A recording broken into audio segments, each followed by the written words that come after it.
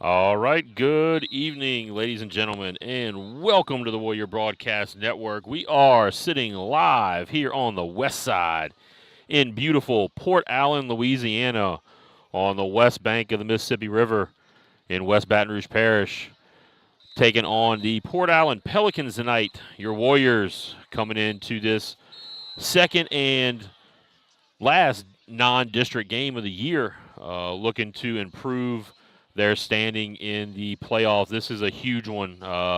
These with the 9-team district playing 8 district games, the Warriors winning both or getting at least one of these non-district games is going to be a huge step forward in the playoff picture. And up here in the stands tonight, out in the elements, joining me as usual is my partner, Mr. Coach Jeffrey Vaccaro, class of 2015, former St. Michael quarterback. Jeff, it's actually a beautiful night. The sun has now gone down. It feels pretty good out here. Little Thursday night lights. Yeah, Thursday night lights. And look, Coach, I kind of like these Thursday games that we get a little bit at the beginning of every year. And looking forward to being out here. Tough loss last week, obviously, but excited to see the guys with an opportunity to come back out here and show some resiliency.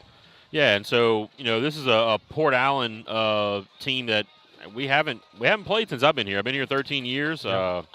I'm not sure when the last time or if St. Michael has played Port Allen before. I'm sure there's been something going on between the two schools at least once, maybe twice back in the past. But pretty nice facility here. The field looks like it's kept in pretty good shape. They have their practice field right here behind us. We're sitting at the top of the visitor stands, set up on about the 40-yard line or so. But we get to. We were talking about this a little bit before we got on air. Is we're out with the fans again tonight. Yeah, and we've done this a few times every single year, and honestly, Coach, I kind of like it. It kind of gives you a vibe of the energy in the stadium and on your sideline, and so looking forward to it tonight and being kind of out in the elements with everybody else. Yeah. So looking back at last week, the Plaquemine game, I think you alluded to it. It was a difficult loss. The final score last week was 61-28. The Warriors got off to a really hot start. We both kind of commented we really didn't expect them to get off to that kind of start, but they raced out to it was a 14-14 tie at halftime, and we were quite frankly, we were controlling that game. We had the game plan being perfectly executed in the first half, but then the second half came on and we got outscored 47-14 with couldn't stop the big play in the second half. Tyrese Mosby just went ham on us. Nico Victorian had a pretty big evening as well. And the other thing was just the penalties. 24 total penalties in that game last week for 200 plus yards. Yeah, and I think that was kind of the surprising stat of the night was certainly that penalty yardage. But I do want to go back to where you said the perfectly executed game plan. We talked about it in pregame last week. The game plan last week for Plaquemine, they were going to score and score fast, and that's what they wanted to do. For us, 4 yards in 40 seconds, right? We did that in the first half, and we kept it a tight game. We were tied going into halftime. And then, obviously some things happened in the second half, whether it be injuries or the penalties or the self-inflicted mistakes there. But, just kind of got away from that game plan a little bit. And obviously the game just kind of got a little bit out of hand. Look, Plaquemine's a very, very talented team. Like you said, Mosby and Victorian had really good nights respectively. And, I thought we did a really good job. I was surprised that, we kind of came out and were able to execute kind of at will our game plan in that first half. So I felt like it was, again, kind of a tale of two halves that we've kind of seen this team play throughout the year. But I think, obviously, half one was exactly the way that you could have written it, that you would have wanted. And then I think the second half was kind of, a little bit of drop back from that. So let's see if we can come out and execute this game plan tonight. But one thing we certainly got to get under control is these penalties. Oh yeah, that's going to be something that just those are things you can control. Yep. I mean, that's not one of the sometimes you can't control a team going off in the second half for a 22-yard touchdown run, a 73-yard touchdown pass, an 80-yard touchdown pass, a 57-yard touchdown pass, a 97-yard fumble recovery. Like Yep. sometimes they just have a guy who's faster than you and they out-leverage you, because they call the right play. Those things happen, but you can control the penalties, especially the unsportsmanlike, especially the personal foul type penalties that have just kind of hampered this team just really all season. And this team tonight cannot afford those things. Cannot afford those costly mistakes. Can't afford to put yourself behind the chains. Can't afford to give the team a free 15 yards. And all those things. Unfortunately, the other thing that did happen last week is we did lose John Martinez for the season with an injury, a lower leg injury. He finished the season with a absolutely great stat line. He had 132 carries on the year up until this point for 713 yards. That's a 5.4 yard per carry average and 10 touchdowns.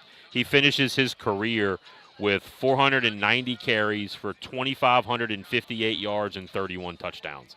Look, we'll give a shout out to him again. I don't know if John's listening. I know he's at home tonight recovering. But we'll give him a big shout out for just an outstanding career. I've been doing this for a long time. I've been around high school football for 20 years now, and he's one of my favorites to have watched play. And it's a tough loss, but he can go down and in his know that he had an absolutely fantastic high school football career. Yeah, and I think he finishes with 2,558 yards. I think most definitely you could have counted on a 3,000-yard career for him if he was able to finish out this season, probably pushing somewhere near 40 career touchdowns. Yep. Just again, a phenomenal football player, great leader on this team, and a guy that you kind of want to emulate your program around, kind of your model warrior. Yeah, we hope he can get back and recover from the injury and get back on the baseball field in the spring. And he's powerlifting too, so he's got to get that try to help repeat as powerlifting state champions. But as far as continue a little bit about last week, offensively we racked up 387 total yards, 228 on the ground, 158 through the air. Martinez had 16 carries for 111 yards and a touchdown. Hamilton was 13 of 20 for 159, 2 touchdowns and interception. He had 11 carries for 62 yards and a touchdown. Nathan Saylor came in to spell Martinez in the backfield. He had 12 carries, only 11 yards, but he did have 2 catches for 60 yards and a touchdown. And Johnny McCarty had another pretty big day with 5 catches for 49 yards and a touchdown. One interesting thing about that, if you looked in the paper this morning, Johnny McCarty is the leader in the 4A, 5A in the area in catches. Wow, go ahead for Johnny McCarty. And, Coach, absolutely, almost 400 yards of total offense this past week. So the offense, I think, is really starting to kind of find their groove there. Like you said, a pretty balanced approach last week. About 225 on the ground, about a $160 through the air. And then another thing that, I think we kind of talked about a little bit on the broadcast last week that's starting to come around a little bit. Hamilton on these reads is doing a very, very good job of popping you. I think he's at last week right under a 6-yard per attempt average there. I mean, doing a great job of pulling it when he has to, pulling it when it's there, picking up 8 yards, falling forward.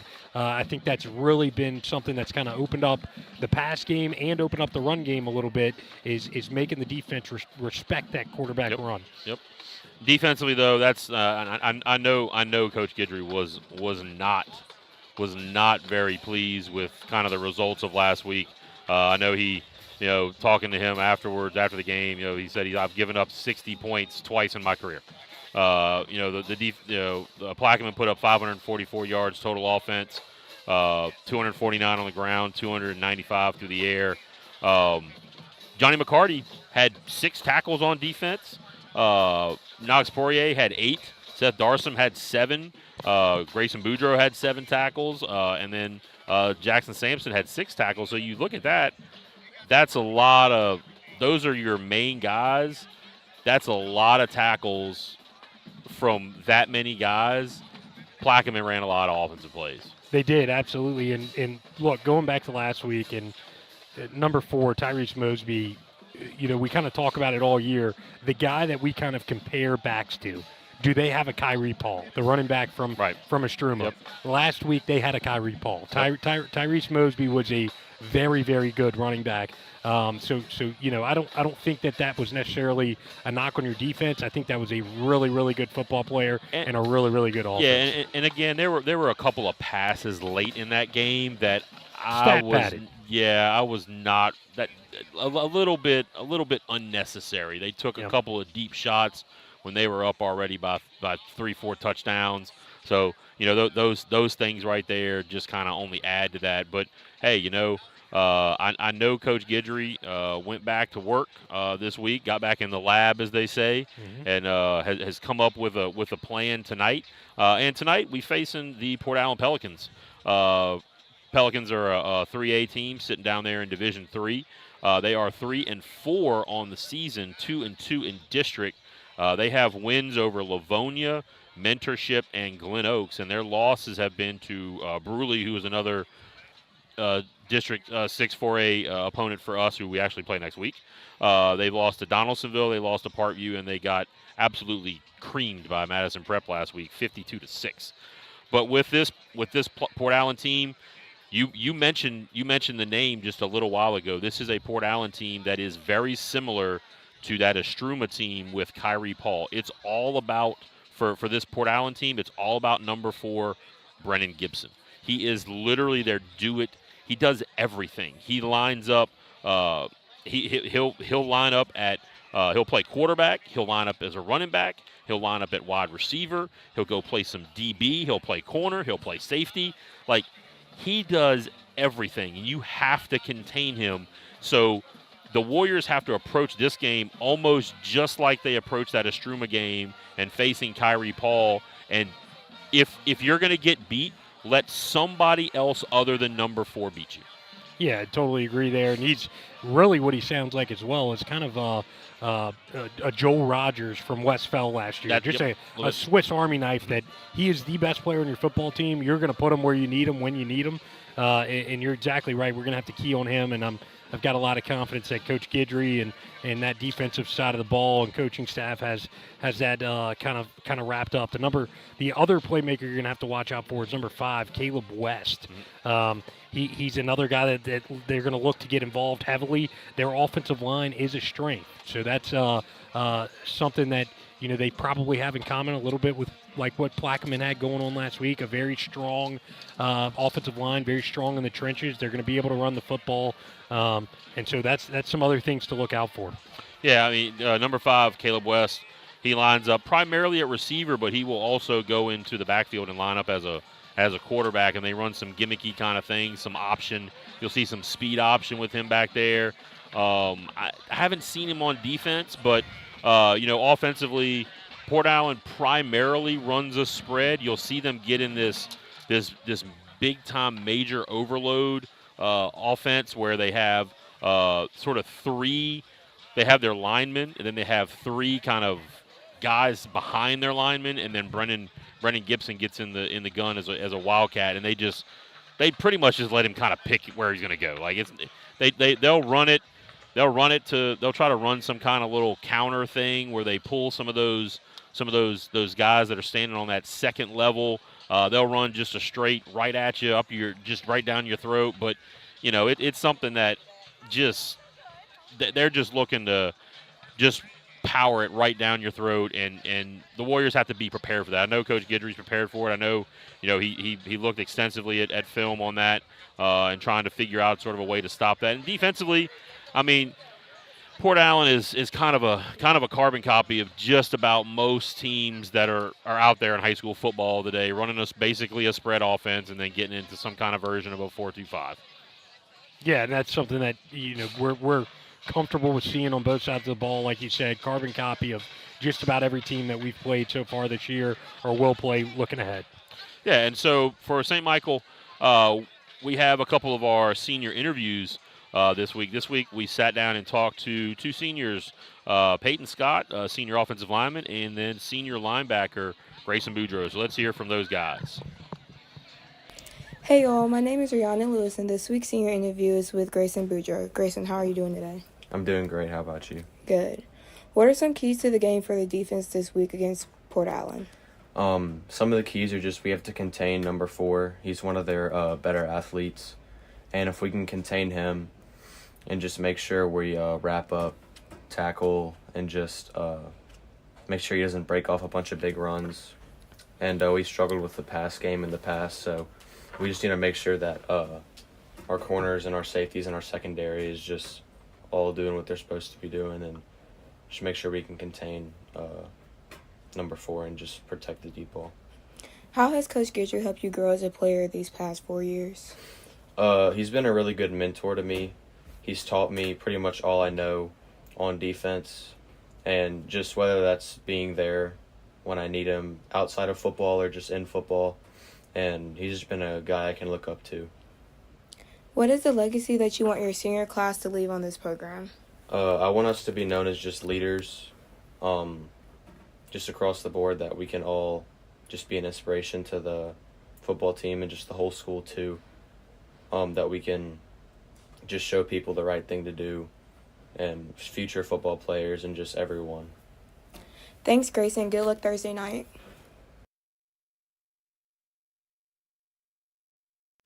Hey y'all, my name is Rihanna Lewis, and this week's senior interview is with Peyton Scott. Peyton, how are you doing today? Great. How are you? Good. What are some keys to the game for our offense this week against Port Allen? They're a pretty solid team. They're going to be a little bit better than some of the teams we've seen in the past. For me, I've been focusing on their defensive line. They have a little bit bigger defensive line than what I've seen before. So I think the main thing is just going to be able to trust our coaches and just follow through with what we've been told to do. What is it like playing O-line for Coach Langwall?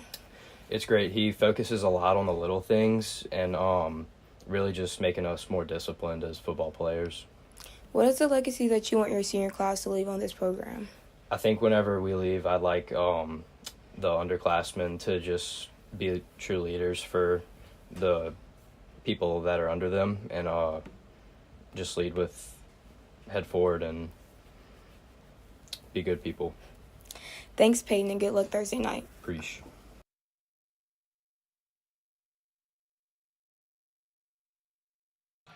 All right, that was our senior interviews, senior linebacker Grayson Boudreaux and Peyton Scott. So, again, like we said, it's always good to hear from those guys and kind of their perspective on just the program in general, kind of preparation for, each week's game and kind of their experience on this Warrior football team. And so for the Warriors, it's time to move on from a difficult game. That's one of those just burn the tape games. You can't really dwell on it too much. You have to just, like I think I said this last week, the old adage of just one snap and clear and just get to the next one. Yeah, you're exactly right. And this is going to be kind of one of those things where you got to flush the memory, flush the mistakes that you made last week, but also it's going to be next man up, right? You're losing some big-time names that have been a part of your program for a while, and John Martinez and Guy Woods. Poirier, I think, is going to play tonight. Yes. Poirier will still be in the game tonight. Saylor and Kimball are going to be stepping up in the backfield as well. So, just one of those opportunities for some guys to kind of step in and have to fill some big shoes here. But big time opportunity tonight to kind of run with those roles and take them as their own and really earn some respect and some respect in the locker room. So. Yeah, that's going to be really, really key for us. Obviously, we're missing guys like Livingston and Pat are still out this week, unfortunately. So that's on the defensive side of the ball. You're going to be dealing with some of these same issues. You lose John Martinez on one side of the ball, and then on the other side of the ball, you've still got some injuries, but you're also still short Livingston and Pat, which are, Livingston, obviously, your starting cornerback for most of the season, and Brady Pat, a guy that kind of had his, coming out party as a St. Michael linebacker just a few weeks ago. All right, here come your St. Michael Warriors coming out of the visitors' locker room right here just next to us. They're not going to walk all the way down to the goalpost. They're just coming right out of the locker room onto the field. Yeah, like you said, Guy Woods is very, very questionable tonight. He could play. he might not play. I did we see him just really don't know. pregame getting taped up, getting braced up on that knee. So I think he might try to give it a go. Yeah, and Knox is good to go to play on defense. You will not see him on defense, and then it'll be Saylor as the running back, and then Seth Kimball if Guy Woods is not a go, it will be Seth Kimball at the center spot. But again, like we said, depth is being put to a test. Lots of sophomores and freshmen playing significant minutes last week. They're going to have to step up again. I think we've seen a growth of Brock Hamilton in the last 2 weeks, but the run game is still key. And so, keys to the game offensively, ball control, and then it's that whole next man up mentality. And then on defense, I think we got to force some turnovers and eliminate those big plays. And so we got the captains heading out to midfield. For captains for the Warriors, it looks like it's Leandre Dixon, number 36, and number 0, Johnny McCarty. For the Pelicans, it looks like number 4, Brennan Gibson. I believe that's number 6, Josh Howard. Number 99, George Smith. And number 2, that's Ladarian Burns.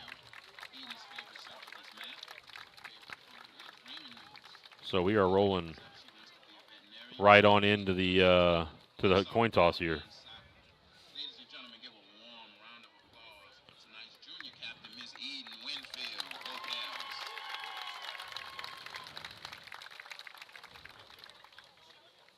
Coach, it is a very, very, very sparse crowd on the other side of that stadium.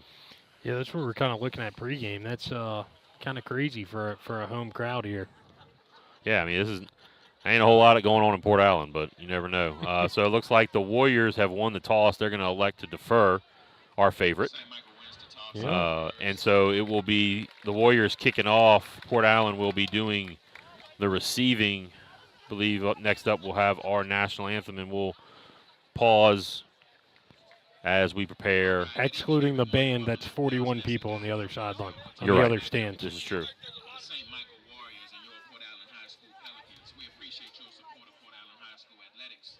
Before we begin, we would like to pray and play our national anthem. Would everyone please stand or lift your hats and bow your head in silence? God bless everyone in attendance tonight from both schools. God, please bless our young people and guide them to be the leaders they were created to be. Keep them safe and protected under your covering. Thank you for giving us this platform tonight to allow our young people to express themselves and display the talents you have blessed them with on the football field, as well as our band, cheer, color guard, and dance teams. God, we pray for good sportsmanship, healthy competition, and safe travels home after the game. We ask that you continue to watch over, guide, and protect us all. We ask all of these things in your loving son Jesus' name as we end, and together we all say, amen and go Pels. Please remain standing for our national anthem.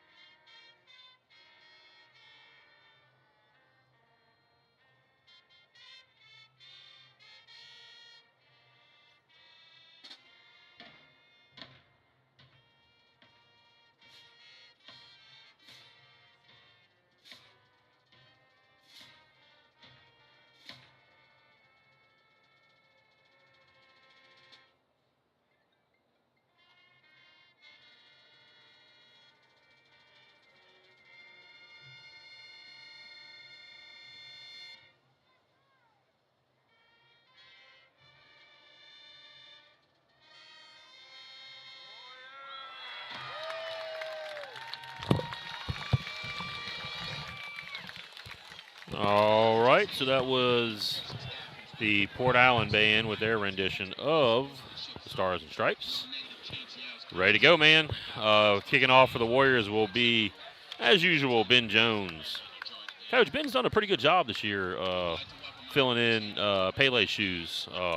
Been able to put a few in the end zone and been pretty consistent on his kickoffs here so far, and been pretty good, pretty accurate on his extra points, which is a huge thing in high school football. Yeah, that's absolutely a weapon to have. And Ben, just a junior, so kind of stepping into this role year one. Really excited to kind of see him finish out this year strong and come back next year and continue doing a great job in the kicking game. Yeah, it looks like it's going to be Brennan Gibson and Caleb West back deep.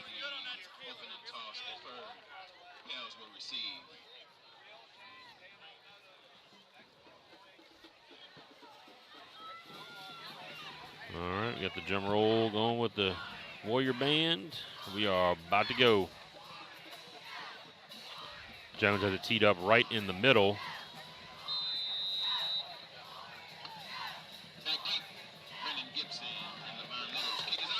That's Levon Little back deep. That's going to be Little is going to field it just in front of the 10. He's actually going to fumble it, and he's going to go down at about the 12-yard line. I believe that's Hayden East. Late flag. A flag on the very first possession of the ball game. I saw somebody hit the ground. I don't know if that was on us or it was on them. I think it's on the Warriors, Coach. Oh, that would be a really disastrous start after coming off being penalized 200 yards in one game last week. No, they're going to wave it off. There we go. The Pelicans are going to start way back at their own 13-yard line. And I don't think Port Allen was prepared for Ben Jones to kick it that deep. No, they were set up. They were set up about the 10-yard line. Or almost the 15, and he had to retreat all the way back to just about the 6. All right, so it'll be Hunter Bodden, number 16, at quarterback with Brennan Gibson in the backfield. 2 receivers to each side. They're going to run a bunch of different receivers in and out of this game. We'll get them as we go through the evening here. Motion on the first snap. They're going to hand it to. Nice job by the Warriors. That's Boudreaux getting in for the 3-yard loss all the way back to the 10. Gibson on the carry. They're gonna run out a bunch of different receivers. Number 1, Jalen Duhan. Number 3, Levon Little. Number 5, Caleb West. Number 7, Cedric Collins. Number 9, Darius Taylor. Number 12, Malachi Bennett. You'll see a couple tight ends. Number 2, Ladarian Burns. Number 40, Grant Monroe out there. So they'll come out in a lot of different formations. Looks like Bennett and maybe Duhan out there. They're going to hand it to Gibson. Gibson gets hit again in the backfield. That time, that looked like Peyton Dawson getting him for another loss, Coach, back to the 8-yard line. So it is now a 3rd and 15. So the 2 tight ends are going to come out of the game. They're going to go back to the 4 receivers. Coach, they love the wheel route out of the backfield to Gibson. Yeah, I think that's high alert on that one. High alert. That's kind of been there when they've thrown the ball and had a big play. It's been on that wheel route to Gibson. Setting it up on the trip side. Yeah, over they're here. gonna go. Yep, they're gonna go trips.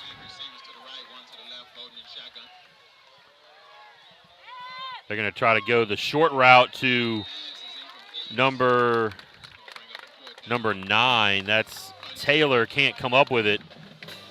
So that'll be a 4th down stop, and the Warriors should get this ball in pretty good position. It'll be Bodden back to kick. That was Bowden's pass was incomplete, intended for Taylor again. Yeah, and a good pass by Bodden hits him right in the face. Don't really know what they were thinking play call wise there. I mean, you're get it in his hands and let him try to make a play. 10 yards short of the stick there on a speed out. Coach, I don't think they trust him to throw the ball too far down the field. I think I would agree with that. Mayu is going to stand about the 45 and almost blocked. That kick is going to roll out of bounds inside the 30-yard line. The Warriors are going to get this thing to start their first possession at the, let's see, they're going to mark that thing. They're going to mark it out at the 29-yard line. So Warriors get the ball. We're just 9 yards from the red zone, Coach, to start this game. Gotta love it. That's about all you can ask for from your defense there on the first possession. And look, Coach Hudson Foreman and Knox Poirier, I think that were darting back there at that punt. Almost got a hand on it. It was close. It'll be Hamilton at quarterback, Saylor in the backfield along with him. That's Nathan Contine at the H-back position. Boyles, Willett, and McCarty are your receivers. And it looks like that's going to be Seth Kimball to start things off tonight, Coach. Snap, handoff, or the fake. They're going to put the ball in the air. Oh, yeah. Willett is wide open. Willett makes the catch all the way down to the 13-yard line. So a 16-yard pass. Nice little play action right there. Yeah, a little play action into a lasso, roll out left. Great job of Brock there getting his feet set, finding your open man, put it right on him. Yeah, Good catch by Willett. The entire Pelican defense was sucked in on that run fake, knowing that the Warriors really like to run the football.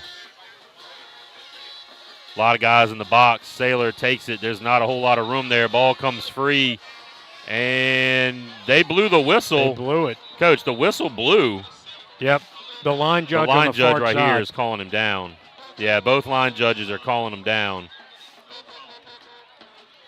And, Coach, going back to the previous play, I love that we came out of the gates there to a pass play, especially the play action. I think you put that a lot on tape this year. They're going zero coverage, Coach. There is no safety out in the middle of that field on both of those first two plays. Now they're going to put a safety back.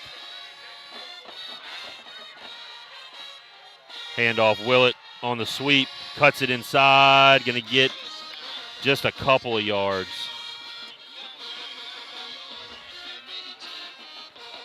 He picks up about 3. That's going to bring up a third and what looks to be about 8 yards. They need the 3-yard line for a first down. The big question is this 4-down territory? They're going to give Ben Jones a chance to kick it if they get close enough, Coach. I think the way that the Port Allen offense looked on that first series, backed up against their own goal line, I would say let's make it 4-down territory here. There is a lot of room over here, Coach, to this side. Hamilton's gonna keep it and not get much, and they're gonna kick it, Coach. Kick it. They're gonna line this up for what is gonna be probably a 27-yard field goal.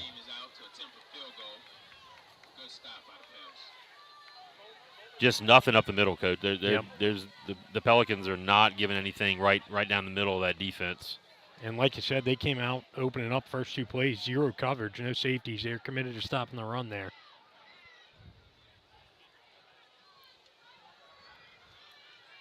Snap, a little high.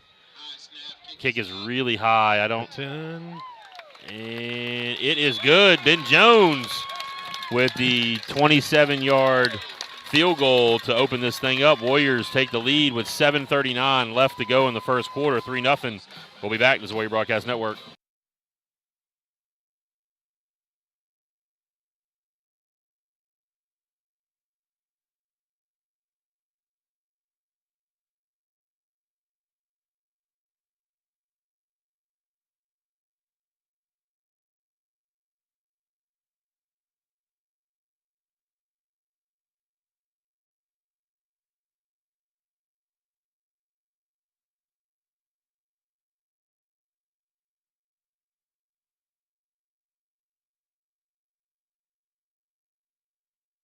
All right, we are back, and our head football coach, Zach Leisure, Coach. Yeah, that's interesting pronunciation. Just we're in 10 minutes over the river. Yeah, we're in South Louisiana, and you can't pronounce Leger. Well, maybe he's a transplant, Coach. Maybe from out of town. Maybe so. But Jones has it teed up, puts a pretty good boot into it. Sidewinder, Little at the 10. And that's number 10, Coach. Jonathan Lanes. Coach, Jonathan Lanes just got all the way out to the 40 We first contacted him around the 30-yard line, and he just drove his way all the way to the 40. It was pretty decent initial coverage. We just couldn't take him down. Was that Willett on the? I think Yep. I think it was Willett hanging on there. I don't think he was able to complete the tackle. I think he got drug a couple yards. So at the 41-yard line, much different position. Bowden at quarterback, Gibson in the backfield. They got two other backs in the backfield. A tight end. It's a pretty big tight end there, Coach. That was like another lineman just hanging out right there. Gibson, Bodden with a fake. Bodden all the way to the 50. And Bodden Coach, did you a favor there, not cutting it inside. Coach, that has not happened really. I don't think I've seen that on film. That's something they brought out just for this. Yeah, they knew they were keyed for Gibson, and Bowden just pulls it, picks up. He gets out to they're going to mark that at the 48, so they're looking at about a 2nd and 2. And again, Coach, his blocker on the outside had his man walled off to the sideline. If Bodden sticks his foot in the ground, gets north and south, he might be housing that thing. Good thing he didn't. Good thing he did. Like you said. So they're going to hand it straight. Gibson looking to bounce. That's one thing Gibson does. He looks to bounce that thing a lot. There's going to be a hold. Coach Jackson Sampson was being bear hugged out there. You can see his jersey. I don't know if you can see it on the stream, but his jersey is all just almost twisted all the way around. He got held so bad. But that's what Gibson's going to do. Gibson shows the tendency. He likes to bounce just about everything to the outside. So that's going to now back them up and give them a 2nd and 12 back at the 39-yard line. Another thing you saw from that run out of Gibson is he does not put the ball in his outside hand when he runs to the outside. Let's kind of wait and see. Maybe that's something the Warrior defense is going to try to get a paw on or a helmet on later in the game before it's a turnover. Warriors showing a lot of pressure. Oh. They're going to throw it, and he throws it right into one of his linemen. That's got to be illegal touching, Coach. Gotta be. Coach, that hit one of his linemen. Am I wrong? You're exactly right. Was there a running back? Are they going to claim that he was throwing it to Gibson? I think they are. That ball looked like it hit the back of his guard. Coach Langlaw was trying to make a case down here on the sideline. From our vantage point, that ball looked like it hit number 50 right in the back of the head. Who was that on the pressure? One of the linebackers. I think it might have been Boudreaux. Good looking pressure there. Yeah, it was a play action fake, a little RPO.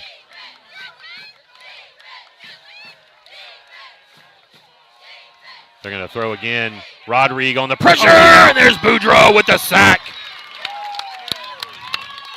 Man. Blaine Rodrigue came through, put the pressure, made Bowden scramble out to his left, and then Boudreaux clipped his heels for a big loss there.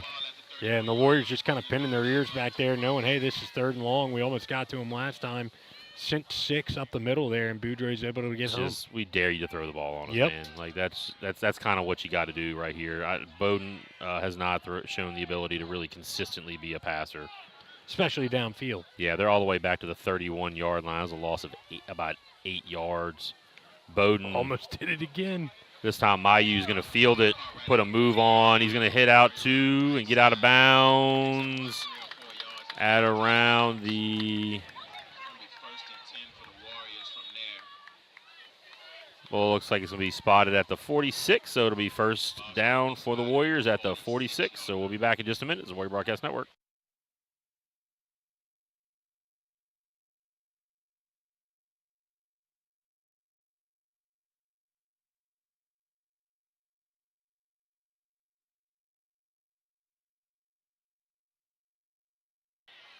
And we are back.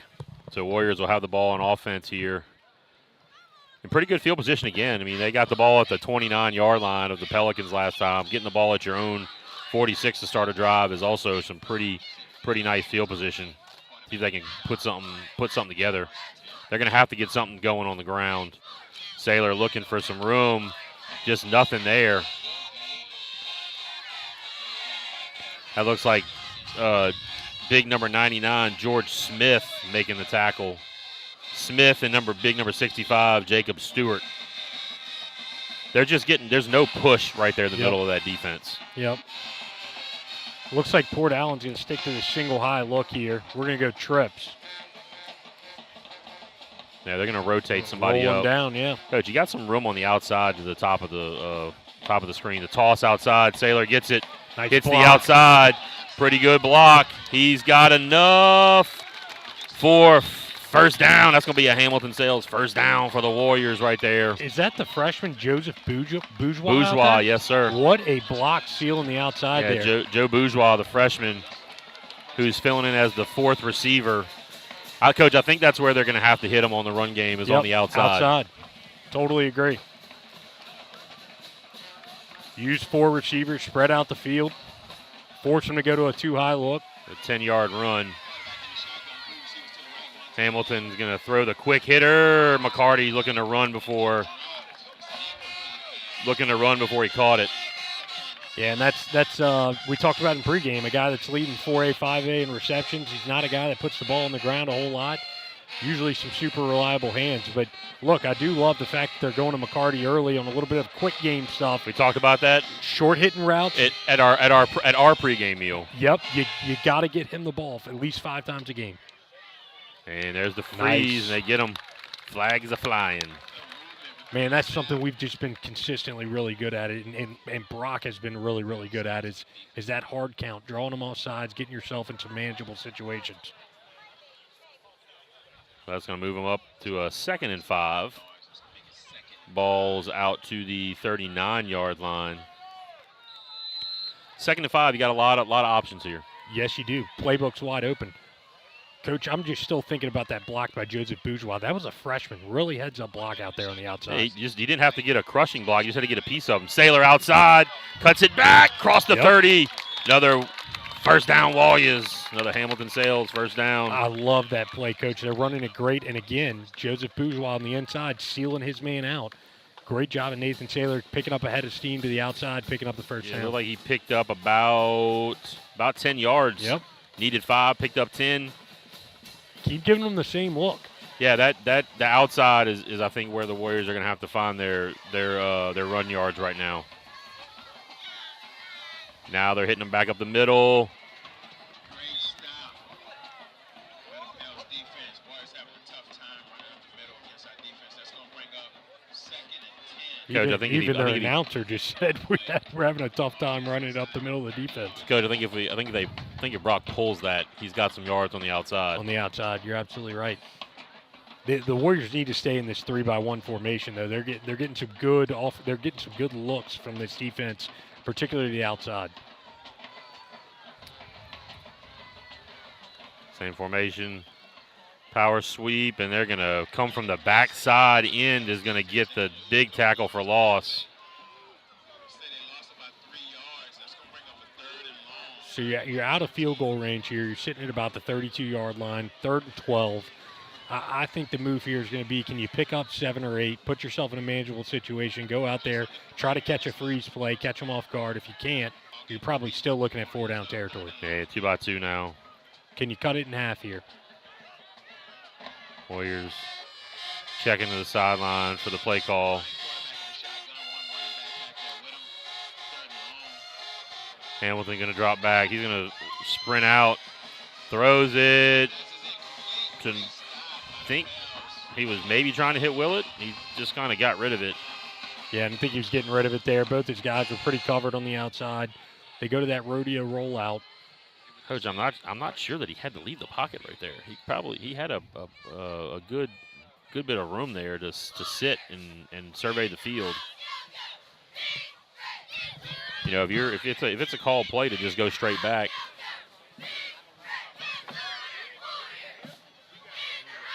If it's a called play to go straight back, you know, the last thing you want to do is try to roll out and cut that field in half when you don't have to. So it'll be Ben Jones on the punt. He's standing at his 45-yard line. Ball's at the 30, 33, 32. Drop it in. Jones with a really, really not a great punt.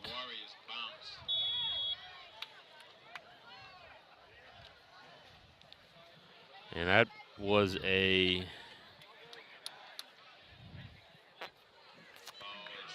Coach, that was a 9-yard punt. Yep.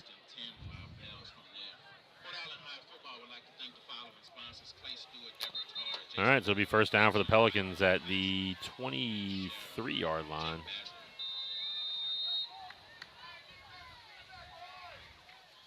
Offense runs out on the field for that third possession of the game. Just over 2 minutes left in the first quarter. Pels down.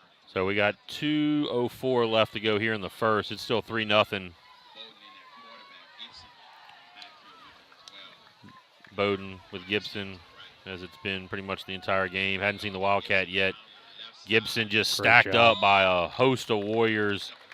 Lots of guys were there making that tackle. Let's give him 2 yards. That'll make it a 2nd and 8.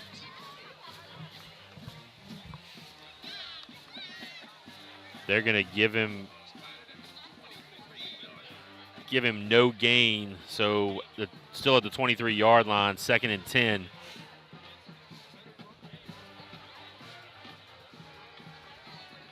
I can't emphasize enough how much better our band is than the other side, Yes, by the way. yes. Bowden. And, Coach, that was a little bit of a false start there. And they're going to hit. Duhan was open. The guard pulled a second early.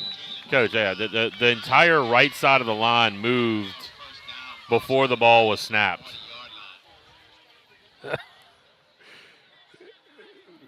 No one caught that on the field?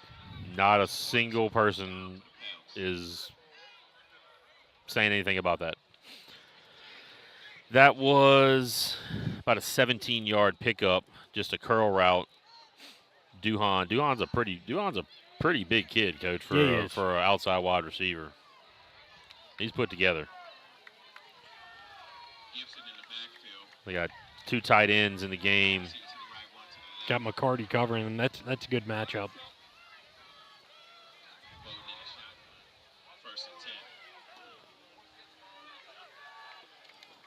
You throw the now screen to Duhan. Gonna pick up 4 yards to the 44.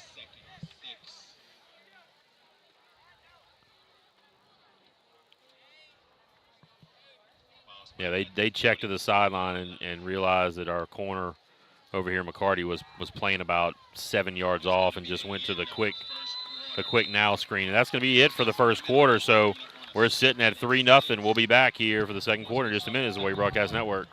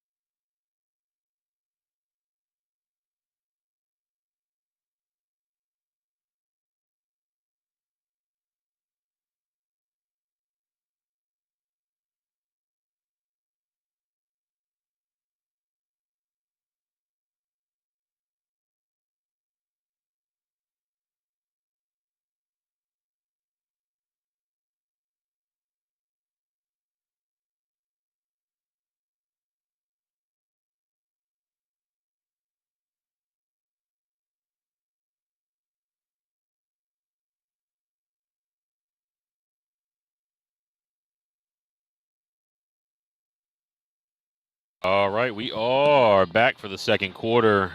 It is a 2nd and 6. Ball is at the 44. They need the 50-yard line for first down.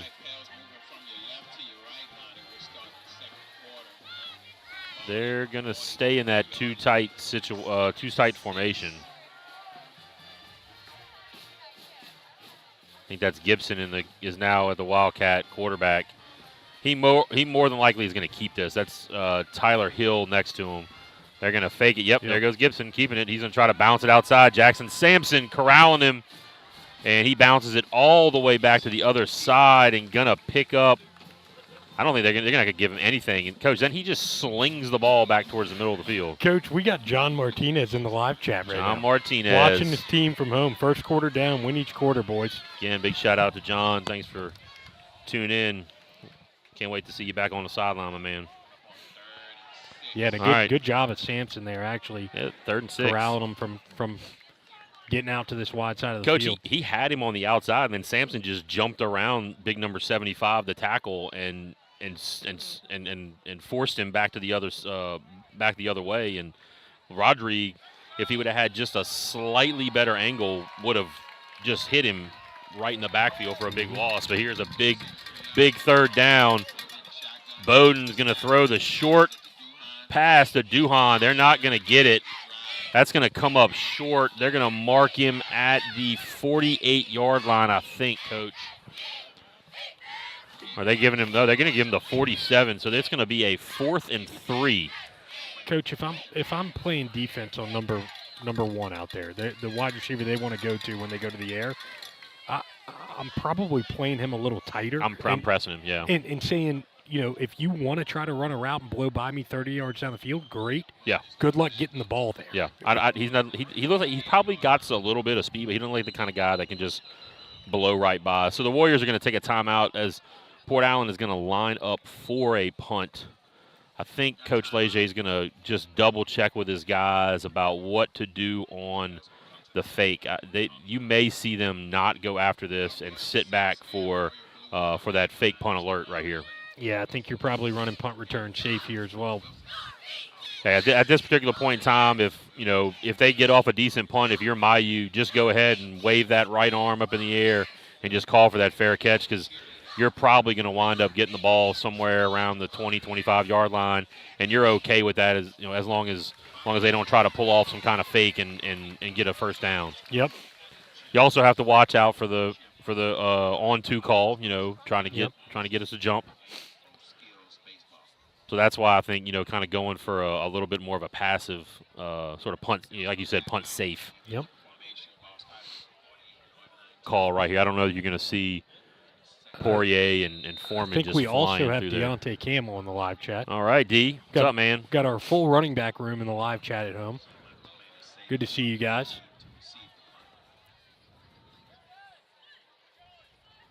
Yeah, that's what they're going to do. They waited him. Oh, and Boudreaux runs right smack into him. And they're going to throw the penalty for.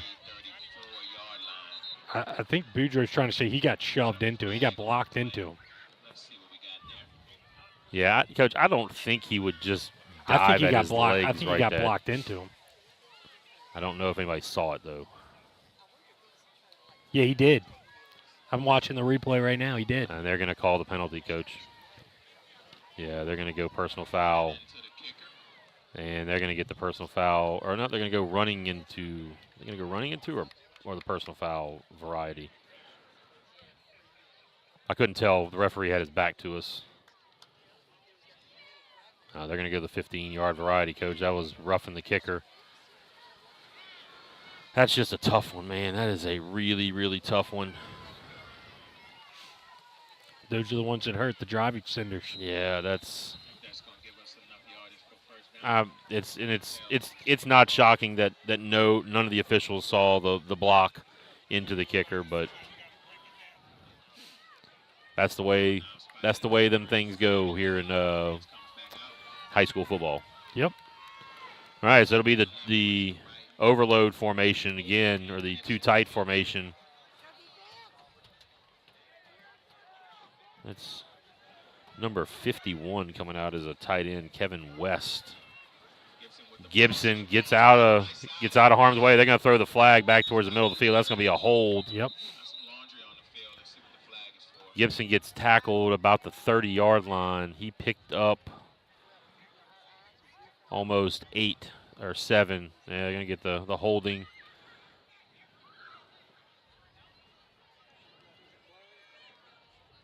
And be the old spot of the foul call. Should put them back at the 40-yard line. So it'll be a 1st and What are we calling this? First and 13? Yep. Gonna replay first down. First and about 13 from the 40. Bowden in the backfield again with Gibson. One seat to the left, one to the right, two tight ends. Same formation.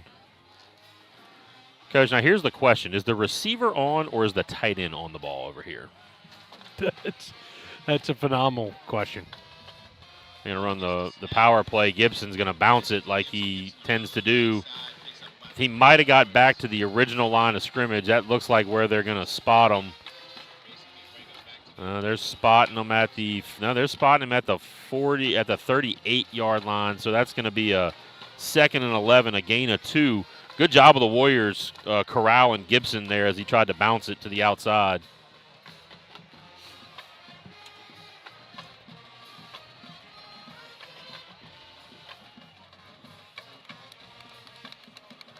It's going to be Duhan and Little split out to this side. The top of the screen, I believe that's Taylor and Bennett. So if I'm the Warriors, I'm looking down to this left side of the field is where they're going to throw the football. Yeah, they're going to roll out and right in Duhan's hands. Coach, that went right through Poirier's hands before it went through Duhan's hands. Yep. Had an opportunity there. That's just that simple, about a 10-yard curl. Same play they've run a couple of times. So 3rd and 11, big third down here. This is about that time if we were at home, Mr. Coach Billy Reeves would be trying to pump up the crowd, which is very, very, very silent again, Coach. Yeah. We're in the middle of it. Thought it was going to be. This is one of those things where I shouldn't even be able to hear myself. Yeah. Bowden's going to throw the screen pass back to the other side. Rodrigue had him and is able to corral him enough, hold him up. Host of Warriors out there. Coach Blaine Rodrigue played that pretty well. Hung on enough. It's going to be a 4th and 5. Ball is at the 32-yard line. Pelicans are definitely going for this. Coach, I don't think Brennan Gibson was on the field on the last play. I did not see him unless he was in the slot. And, Coach, I don't see Caleb West either. I don't either. I don't see Gibson on the field. He's not. Coach, yeah, Gibson is not on the field, and neither is Caleb West. So, Coach, I don't know that Caleb West has played yet. So we'll take a timeout with him. Port Allen calls the timeout with 7:45 left to go here in the first half. We'll be back.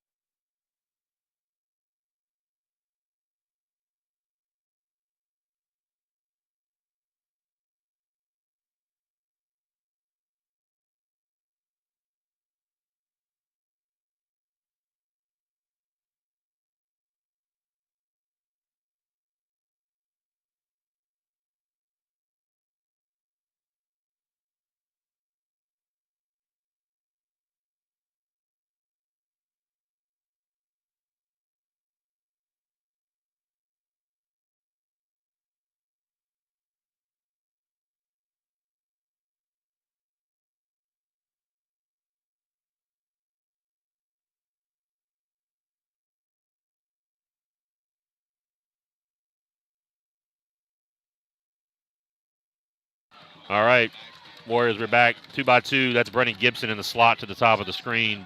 Bowden in the shotgun. Bowden's going to throw it all the way out here to Duhan, who can't pick it up off his shoe tops. Bowden throws it low, and that'll be a big 4th down stop. Turnover on downs. Warriors going to get the ball back. Coach, I think they've been to the air either 6 or 7 times so far. 4 of them have been 5-yard hitches. That is by far their favorite route. That's what they're trying to run when they need to go to the air. That's what they feel most comfortable with. Coach, I don't know if they trust their quarterback to do anything else other than that. That's what I'm saying. I mean, maybe you start pressing these guys and saying, even if you blow by me, I don't think you can complete a pass 20 yards downfield. Yeah, I don't. I mean, of course, Bowden's had a tough time being accurate on his throws, so I don't know if there's a need to do that. Taylor going to head to the outside, going to cut it up and tripped up.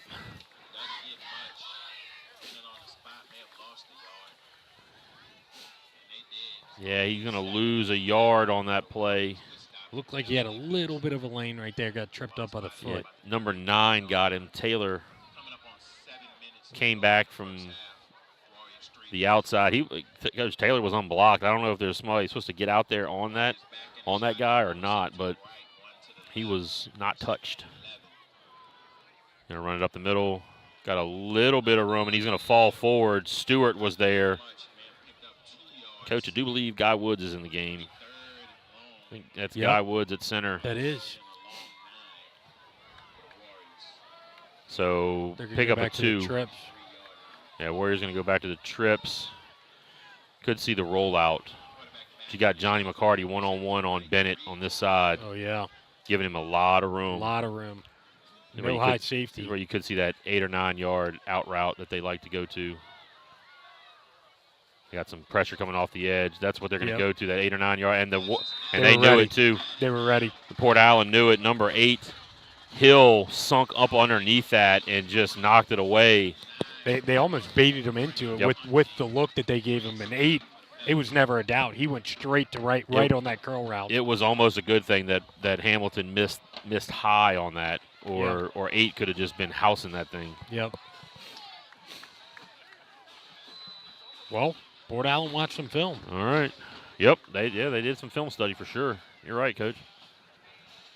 All right, Ben Jones standing at his own 20-yard line.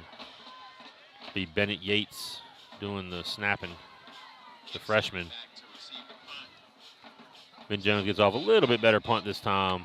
Going to hit at the 45 and going to roll. And rolled back to the 45. Finally picked up by McCarty. So it'll be Port Allen ball at the 45.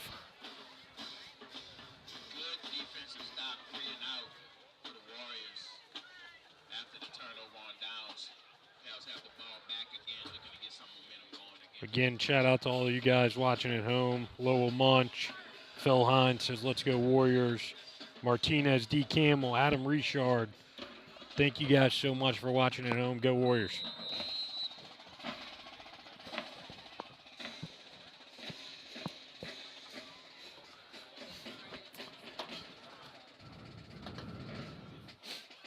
All right, so it'll be Plaquemines ball at the 45. Gibson's going to line up as the Wildcat in the empty set.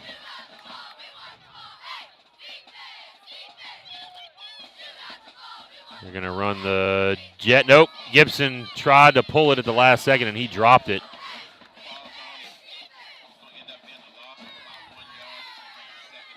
Back to the 44-yard line. I just didn't really have much of a chance in the first from the snap, Coach. Agreed. Just some kind of sloppy ball handling there.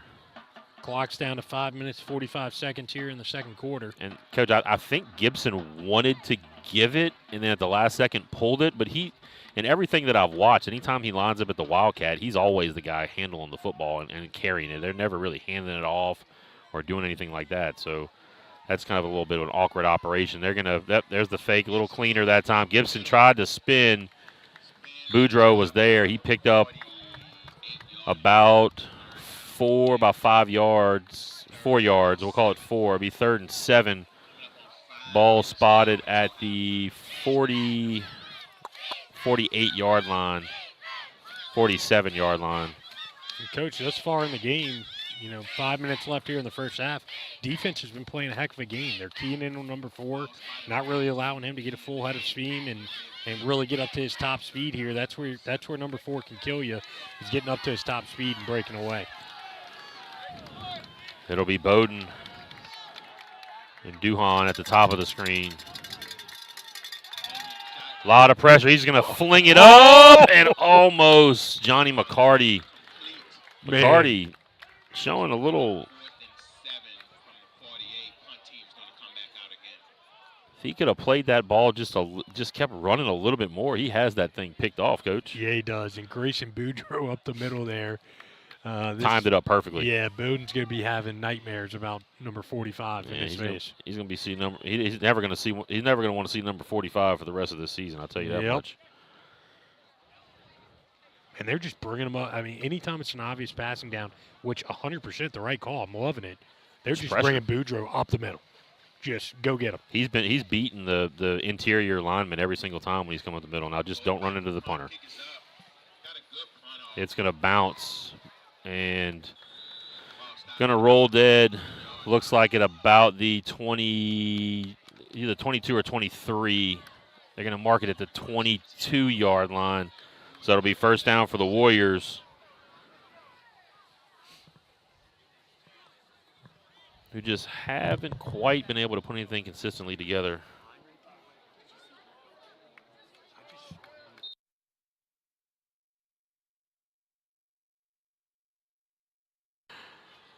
We got some mutant insects flying around out here, Coach. Got some mutant insects flying around out here, Coach. I saw that thing scoot by me, and I was like, what was it? I don't know. It's huge, though. Some sort of night-crawling dragonfly. Sailor almost busted through, but got held up, and he's going to power out for maybe a yard. Because there just has not been much of anything right there in the middle of that. Middle of the defense. Defense. They got two pretty big guys in the middle. One is a little shorter and wider, and the other is tall and wide. Yep. Found that stride on that power toss early in the game. It's like a fire hydrant and a big utility pole right there in the middle. Just hard to move. They're gonna roll Hamilton. He's gonna throw. Will it? Nice catch. Good look on the out route on the rollout.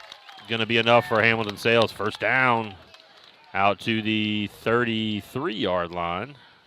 Good-looking ball there. A 10-yard pass, 10-yard completion. Like you said in pregame, Brock Hamilton's really finding his stride the last couple of games through the air, and he really likes these rollout, these kind of tempo throws.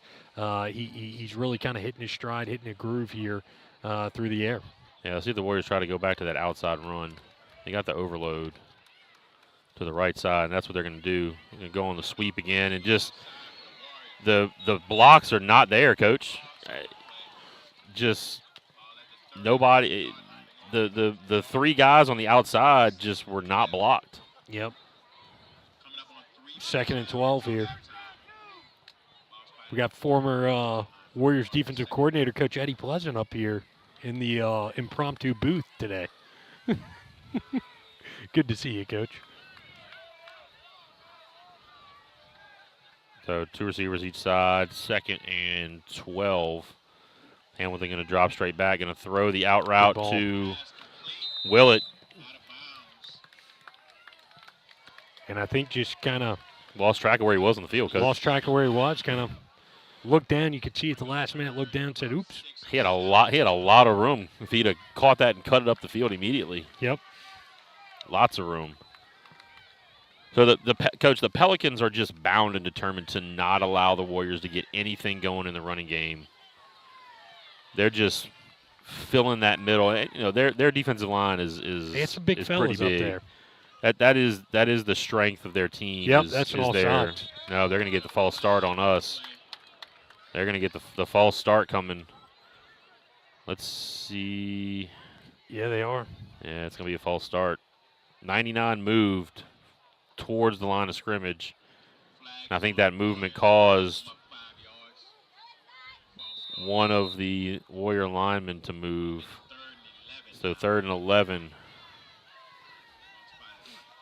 Trips receivers to the top of the screen.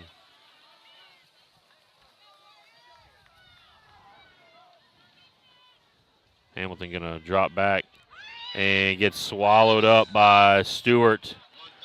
Yeah, and they brought 6 guys there, 2 from the outside, from the top of your screen, and just not enough guys for protection there. Yeah, Warriors free release the back. It looks like that was his check down, his hot route, and he hesitated on pulling the trigger and didn't throw it to Sailor out of the backfield, who was open.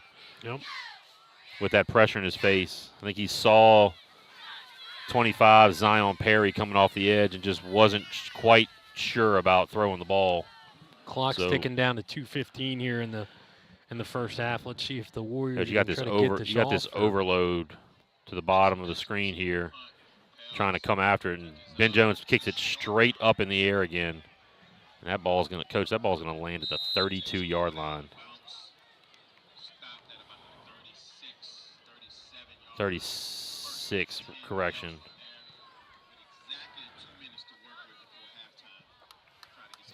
And Coach, About somebody said, this compares a lot to the game against Struma from September 20th. That's exactly right. Kind of the pace of this game really is kind of reminiscent of that one. 12-yard punt, Coach. Yep. Well, it's going to be on Coach Chuck Guidry and the defense here to buckle up again. Yeah, let this Come up with a stop. Seems like this one's gonna be on the backs of the defense again, as the offense just can't find any kind of rhythm. Yep. One receiver to the left, two to the right. Keener back at quarterback. So that is New quarterback. 15. That is Keener at quarterback. Let's see. Little's going to come in motion. They're going to fake it. Keener up the middle. He got nowhere to go. That's Boudreaux again, Coach. Boudreaux He's having a heck of a night. is just having a killer night, Coach. Early odds-on favorite for defensive player of the game here. Oh, yeah. Coach, I do not see Brennan Gibson on the field again. That's just strange. really strange. As we're ticking down under a minute and a half, and they have the ball in great field position. Their best player is sitting on the bench. They're going to throw the screen outside to Man, I thought Rodriguez had an opportunity Thought just he to did jump too. that. Thought he did too, Coach.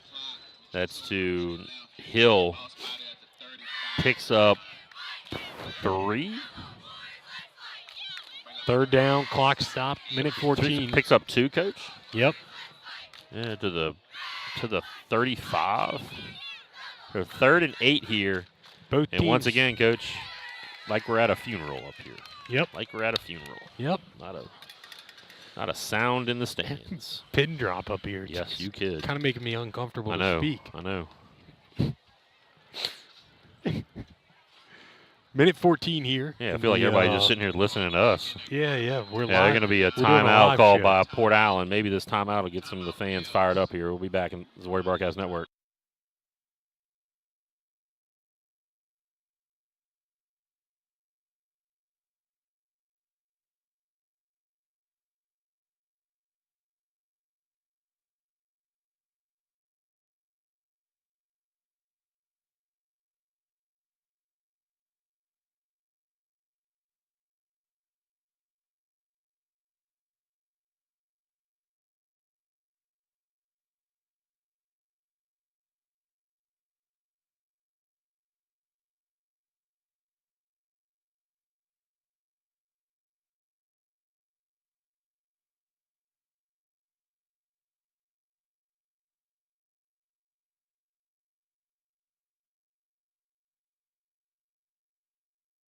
All right, big third down here. 3rd and 8, ball at the 35-yard line.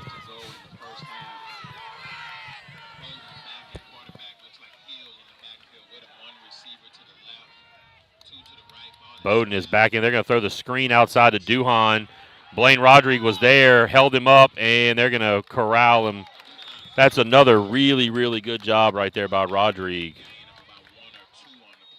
Yeah, I think we're going to Gain try of to 1 or 2. My man, Are we not- Mr. PA, like, are we looking at the same Coach, game? are we going to let this clock go? I think we might. I mean, it's a It's a 4th and 11. we had a minute there. We could have called a timeout.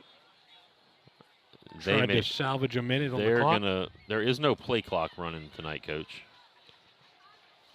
So this thing's gonna tick down to. They're going to let it tick.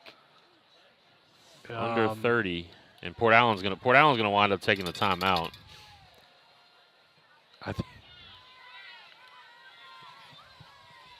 They're already huddling on the sideline like they're taking a timeout. So there's no play clock. The coach is standing right next to the side judge. Calls a timeout with 13 seconds left here in the first half. So we're going to go ahead and take a timeout. We'll be right back. This is Warrior Broadcast Network.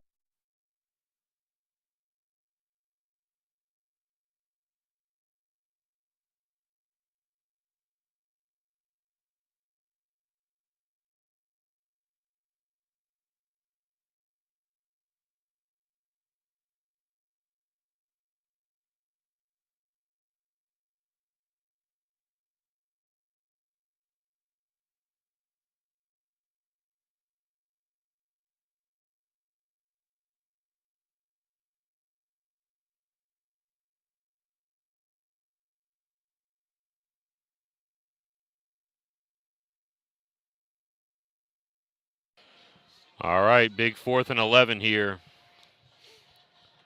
Port Allen is now out of timeouts. We're sitting at 13 seconds left to go in the first half. Gibson coming back on the field. It'll be Bowden at the quarterback. They're going to take a heave to the end zone here. Yeah, they're going to just line up everybody on that side of the field and just take a deep shot. Back up here.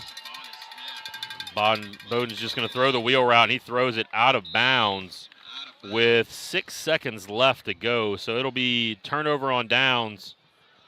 Warriors are going to take over at what looks to be about the 38-yard line. Coach, that was a Hail Mary throw that went 22 yards and about downfield and about 6 yards out of bounds. Yeah, I think they were trying to hit Gibson on that wheel route, Yep. and it was just, Bowden just chunked it out of bounds.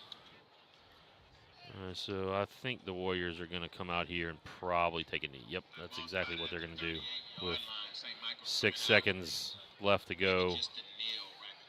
Yep, that's exactly what they're going to do. And this is a quick game play here. We're, 7:50 and through the first half. And they take a knee. And that'll be the end of the first half where the Warriors have a 3-0 lead. So we'll be back. This is Warrior Broadcast Network.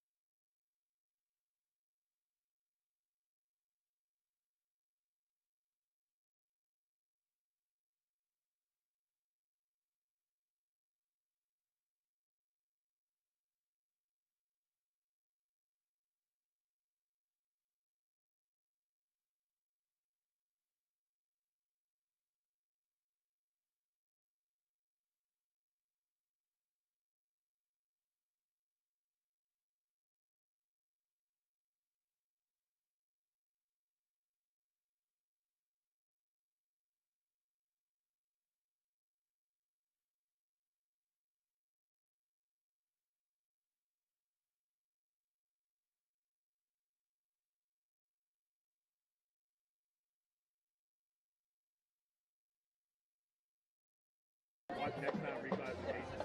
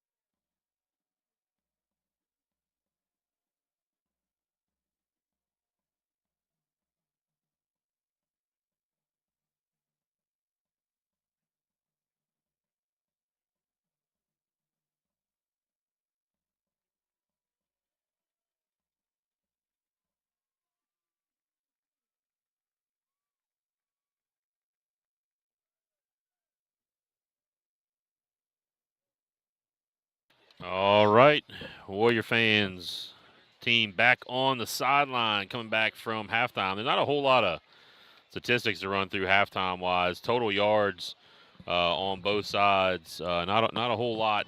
Warriors picked up 42 total yards in the first half, and Port Allen only had 30 yards total offense in the first half, -1 rushing and 31 through the air. So, Jeff, this is the very epitome of a defensive football game. Yeah, we got a little bit of a defensive battle going on here, and there was probably a lot of talk at halftime in the offensive meeting there to, hey, we gotta give our defense a little cushion to play with here. We gave them that field goal in the first drive of the game, and they've been kind of bailing us out ever since. So defense has done a great job. I think they're playing a fantastic game. And look, I think this interior defensive line of Port Allen is having a great game as well. So I think look for us to change things up a little bit on offense and try to come out here and give our defense kind of a cushion to play behind. Yeah, defense, you gotta keep playing in attack mode, and all it takes is one little crease, one little seam, and Brennan Gibson, I'm telling you, he can change this game with just one little, just half a hole there. So the offense is we're gonna get a chance to come out and see the offense, see if they made some adjustments up front, see if we can try to find some kind of consistency in our run game. We've had some, just hadn't been much room up the middle, and when we've tried to go outside, we've had a couple of successes. Then there's been a couple plays where there's just been a guy standing there right on the edge, just completely unblocked. It doesn't matter what's going on, who's running it. Like, you got one guy, it's just there's nothing you can do about that if you got this one guy just standing out there just completely unblocked. But we'll see what happens here. It'll be Bowden to kick. Mayu and McCarty are both back deep. Coach, interesting little wrinkle here. You've shown them 2 or 3 times kind of that power toss out of that 3-by-1 look. I wonder if there's anything in the playbook or anything we can add kind of on the fly to kind of fake that power toss to the outside. Play action, Brock, kind of play action off of that. I think that's going to suck up the defense a little bit. Yeah, you could hit that maybe one of the slot receivers right behind the second level there, or maybe just kind of a skinny post or a little seam. Yep. You don't have to go too far down the field. You can just be a kind of a quick hitter, just that RPO type deal. Yep. We've got a gentleman.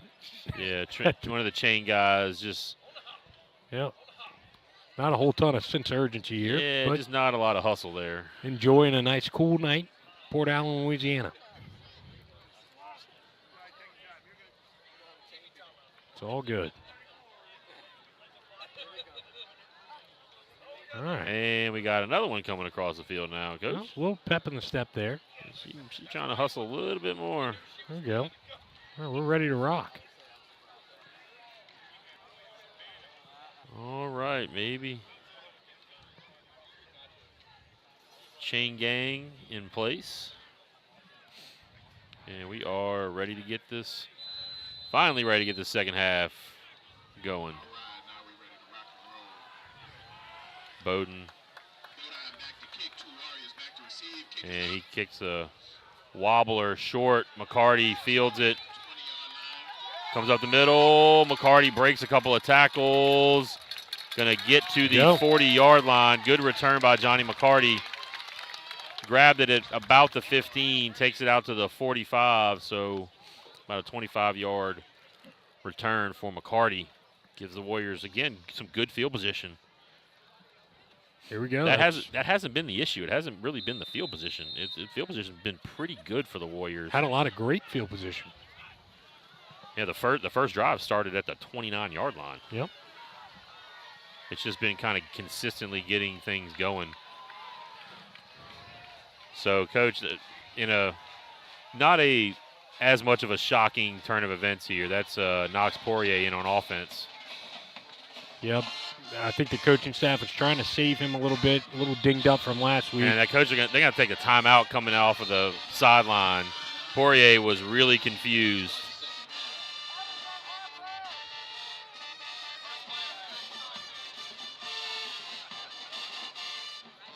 Those are just the extraordinarily frustrating things right there. Yep. First play out of the locker room, and gotta burn what could be a meaningful timeout. Could be a very precious timeout.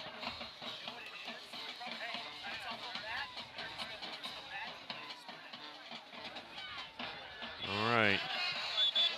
See if they got it straight. It may have been something kind of new that the Warriors were going to try to do. And they just kind of drew something up maybe at halftime. Looks like maybe they're going to go into that shift. Yep. Yeah, they're going to shift into the formation. Handoff. Saylor looking. Finds some room. There he goes. Slips through a hole. Picks up 5. 2nd and 5.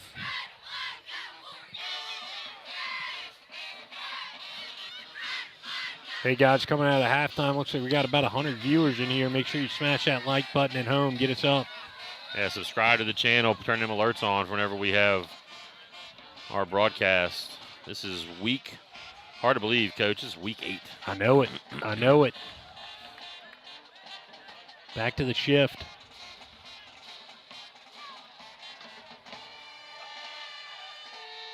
Find some room. Go. Saylor in the open. Gets down to the 45-yard line of the Warriors. There you go. Brock Hamilton likes what he sees. He's saying, hey, Coach, give me another play in. Coach, Slow tempo. We're finding the groove. Saylor was trying to push his lineman down the field. They weren't getting out of his way quick enough. Patient run there, though, by Saylor. Finding a hole, see something he likes, stick it upfield. Yeah, it's like he's running a little bit harder this half. Yep. You're sticking the shift. Yeah, I like it. Warriors going to just flip the formation.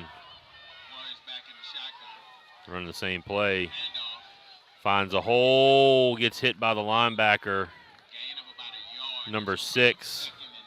That was number 6, Josh Howard. Warriors going to get Poirier out of there. Joe Bourgeois coming in as the 4th receiver.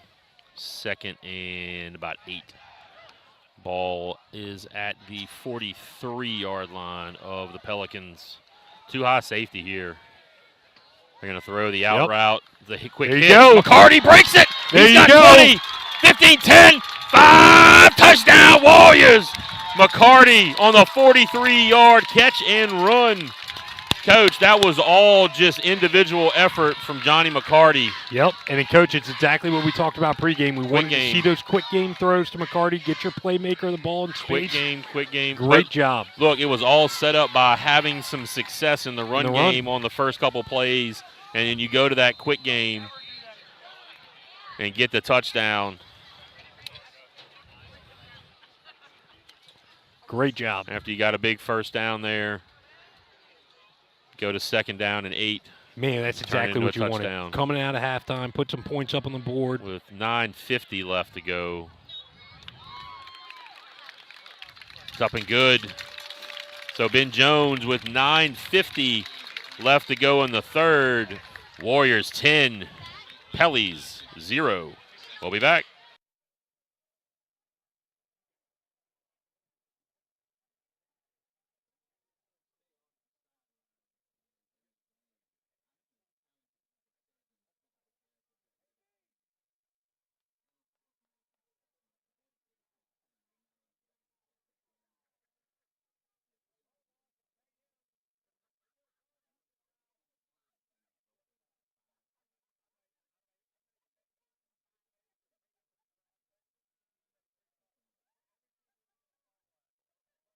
All righty.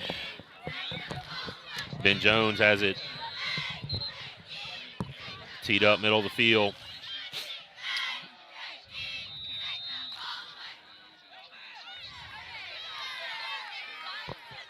Okay, Coach, that Gibson is not back to receive the kick. Ben Jones gets a big boot into it. Little, that's going to go into the end zone.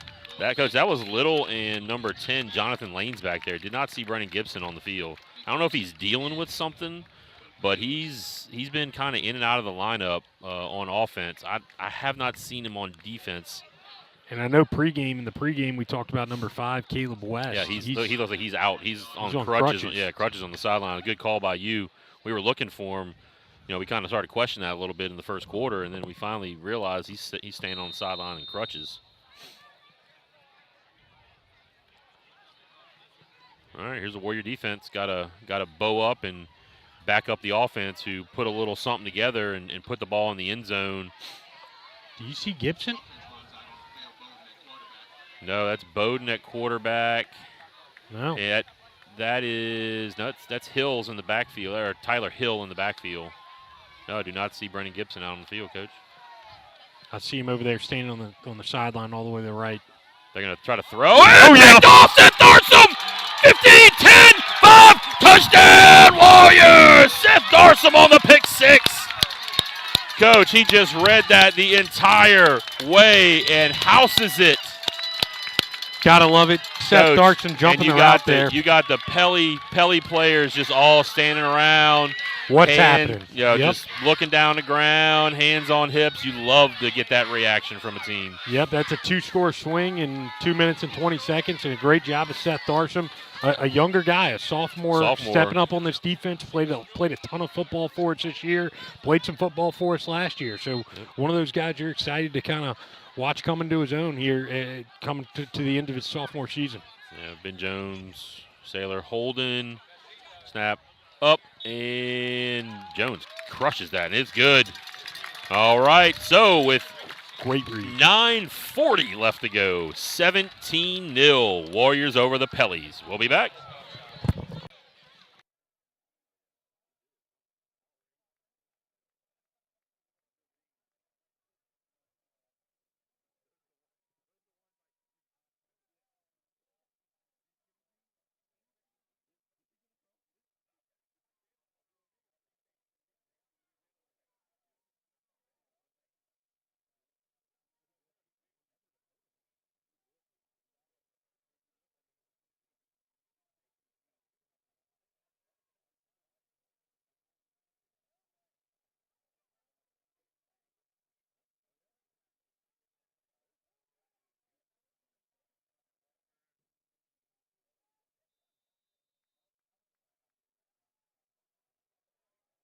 All right, Ben Jones approaching. Get another pretty big boot. It's going to be Little, going to field it just before about the 6-yard line. And that's going to be, I think that's Hunter East, or Hayden East again. Hayden East with the tackle, number 23. So Pelicans are going to start it at looks like they're spotting it at the 25-yard line. And Coach got to take a look at that pick there, that pick 6 by Seth Darsom during the break, and heck of a read by him, just watching the quarterback's eyes. And like you said, that's one of those plays where, you know, as a defensive back, your eyes just get big. Oh my gosh, is he going to throw this thing? Yeah, they're bringing in number 15, Keener again at quarterback. They're going to give the sweep to Little. We had a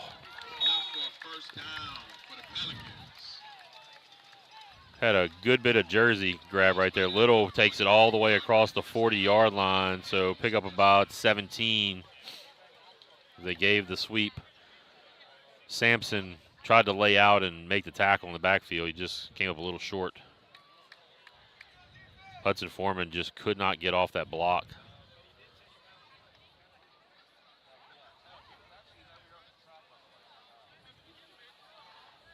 Still be Keener. Empty set.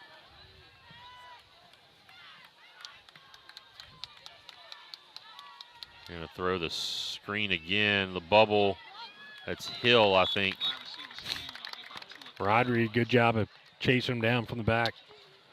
Coach, if Rodriguez just can read that and just widens out just a little bit, he can pick that thing off and take it to the house. Because those are the only two plays they've run out of this formation. They run the jet, and then, or the jet read, and then they've run just a little, almost, it's not really even a bubble. It's just a kind of a now screen to the number 3 receiver right there. Here they come. Little's going to go to the top of your screen. He's probably going to be in motion. Now they're going to run that read on the jet again. Keener fakes it, Up the middle. He's going to gain some good yardage out to the 41-yard line.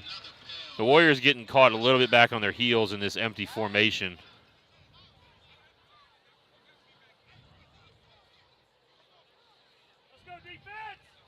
See if they go to put some pressure on the.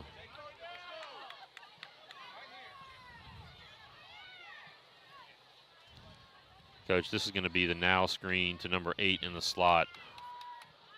They go empty again, or Hill's going to stay in the backfield, so they're going to go with the back in the backfield. Hill, 2 receivers each side. Keener at quarterback. The motion, Bennett. Keener slips. Coach, I think this is we're not down there, but I think this is about that time of night, about that time of year where that grass starts to get a little slick. Yep. That little thin layer of dew starts to develop. You know, it's almost 8:30. It's probably about 70-something degrees, and it's getting to be about that time of year where that starts to be a big factor. Catching a little dew on the ground. And I think that's exactly what happened to Keener. He just slipped. So Keener, nope. Bowden is the quarterback again, so they're going to get Grayson Boudreaux to come off sides. Warriors are sending it again. Coach, still haven't seen Gibson out there. Have you? I have not. Yeah, they're in their tight end formation. Burns is in there as the tight end to the top of your screen. They're actually back in their double tight formation that they've used a lot. Bowden at quarterback. And the snap, and nobody is doing anything, and he just tries to send it up. Johnny McCarty picks it off! Coach, I don't know what that was, but I'll take the interception. And that's Johnny McCarty showing off his wide receiver skills right there, getting up, making Coach, an adjustment in the air. I don't think that ball was supposed to be snapped at that point. I don't think it was Bowden either. was completely surprised. And honestly, the last thing you want to do is just heave one up, And that's especially exactly on what he that did. side of the field to McCarty. So another turnover. We'll be back. This is Warrior Broadcast Network.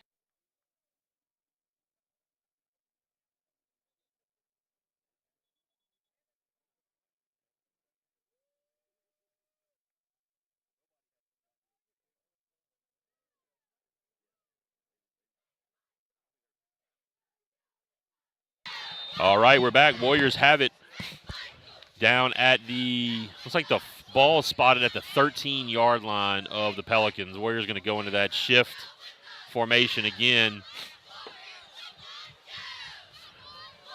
Handoff, power play, trying to bounce it. Nothing was there, and Saylor gets slung backwards. They're going to give him forward progress at the 10. Everything was just piled up right on the inside. Didn't have a whole lot of room to run. Lost 3, 2nd and 13.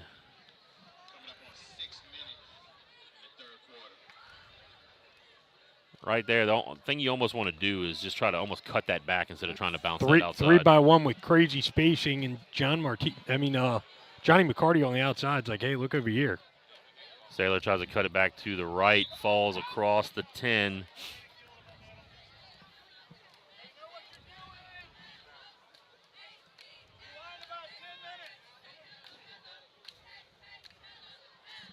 No gain.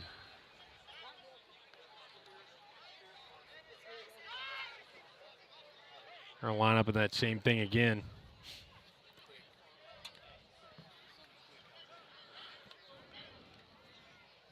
Run the counter, back up the middle, and he just got tripped up by the 15-yard line.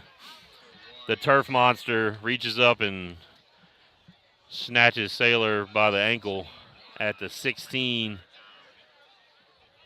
Picked up about 6. That'll be 4th and 7. Warriors gonna punt.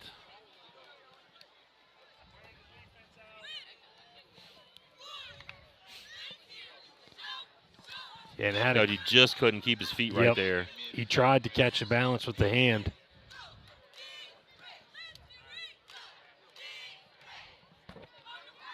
Clock's at 4:45 here in the third quarter.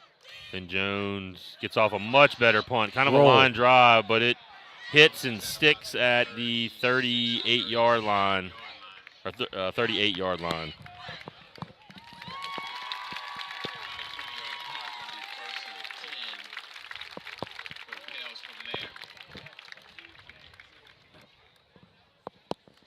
About a 22-yard punt out to the 38. Defense back out on the field.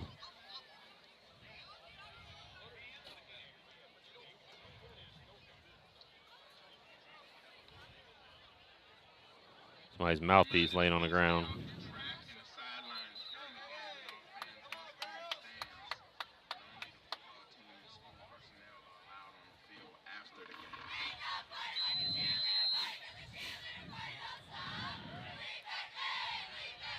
All right.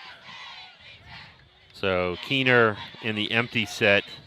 This is going to be probably the little screen to number 8, Hill. Nope, going to bring the motion from Bennett. And they almost ran into each other. Keener's going to get a couple. Coach Jackson Sampson almost took the handoff. Yep. Looks like that was Peyton Dawson. Yeah, Dawson out here at the tackle.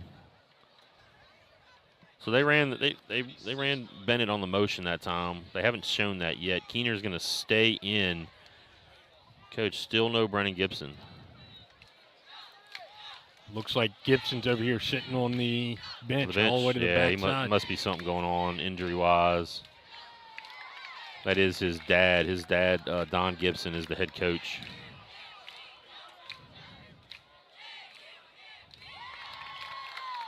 And that's going to be a broken play. Yep.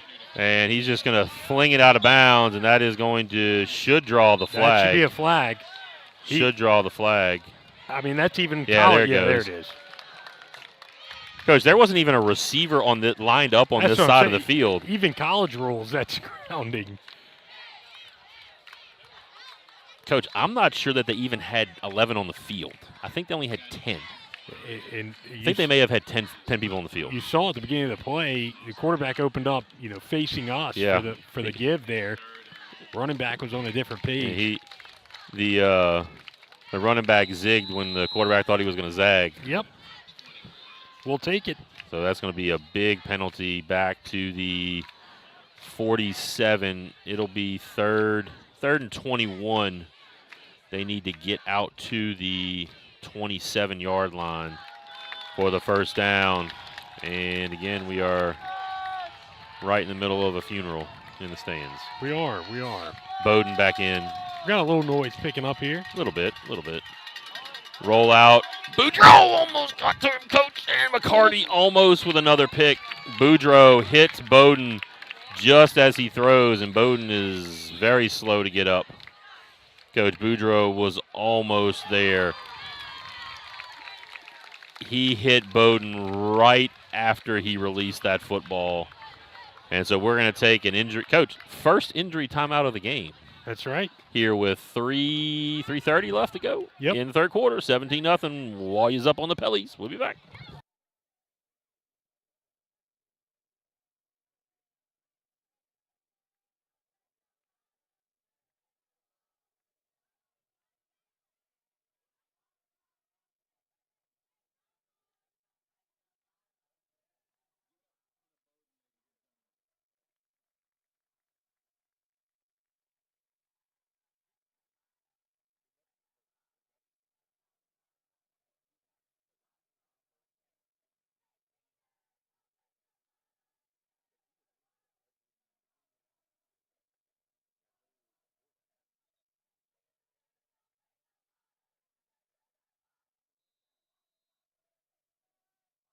All right, we are back, and it will be a 4th and 21.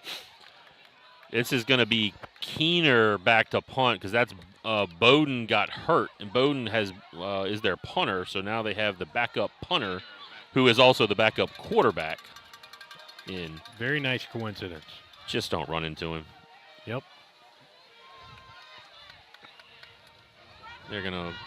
Oh, Sampson was there. Mayu fields it. Coach, did he not call a fair catch? Yeah, he called a fair catch. I was about to say, Call it a fair Yeah, catch. they're going to throw the penalty. It's going to be a personal foul. It's a penalty, so did you saw him? I was watching the ball in the air. I was watching the ball as well, but I would assume. Yeah, if they threw the flag, they're going to definitely call it.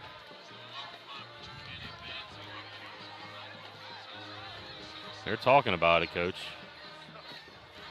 The defense is out there. He may not have called a fair catch. Don't know why he wouldn't have.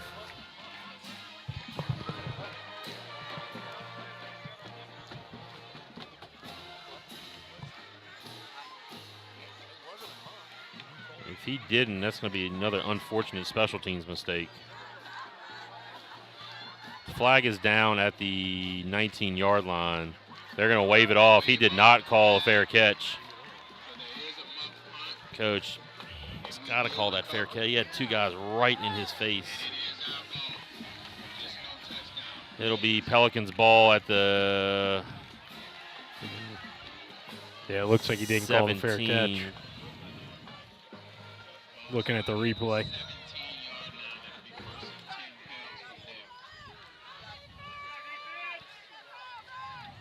All right. So we're giving them life. Bowden's coming back in. That's Hill in the backfield.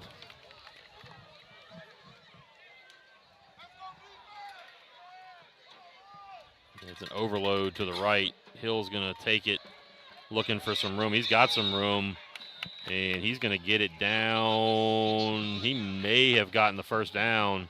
To the 6? Yeah, they got that. If he got to the 6, that's going to be the first down. Yeah, it's going to be first and goal for Port Allen. Same formation, just flipped it to the left side. Hill forward to the 1. And whistles are being blown. An injury timeout. It's going to be that's a Pelican down on the ground. So we'll take another injury timeout here. We'll be back. This is Warrior Broadcast Network.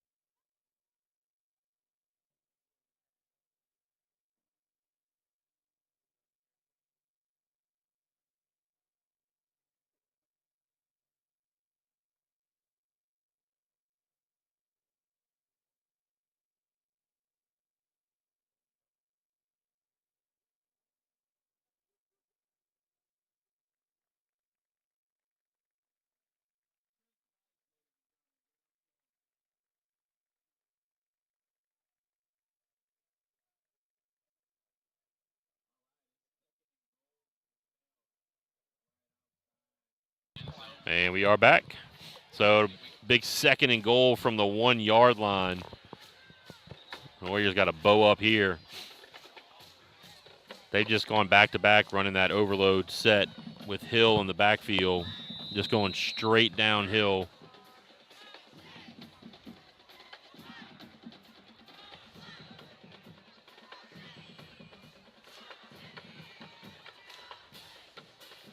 I think the one thing you got to kind of be on alert for is Bowden pulling it and going out the backside. Yep. Because we're flying off that backside. Somebody's going to have to stay just make sure he stays at home. They got a timeout. At 2:30, and did the Pelicans call that timeout, Coach? That's what the announcer said. Yeah, Pelicans, I think, called that timeout. So 2:30 left to go in the third quarter. So we'll take another timeout here on the Warrior Broadcast Network.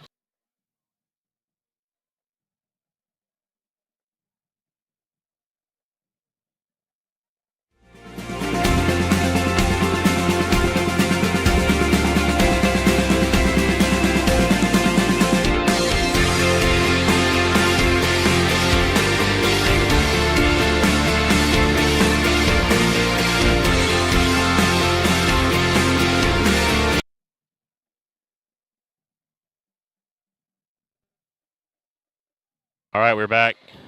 Handoff Hill. Gonna get into the end zone for the touchdown. 1 yard touchdown run from Hill.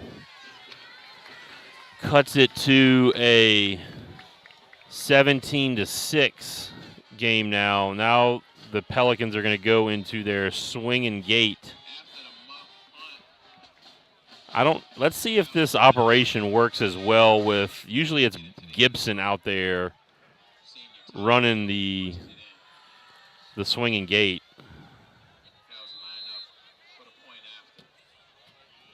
And they're going to stick in. It's going to be Keener.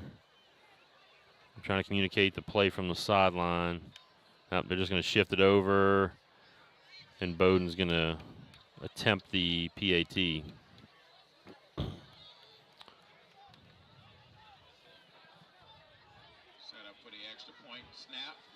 It's up. And it is good. So with 2:24 left to go in the third quarter, Warriors 17, Pelly 7. We'll be back.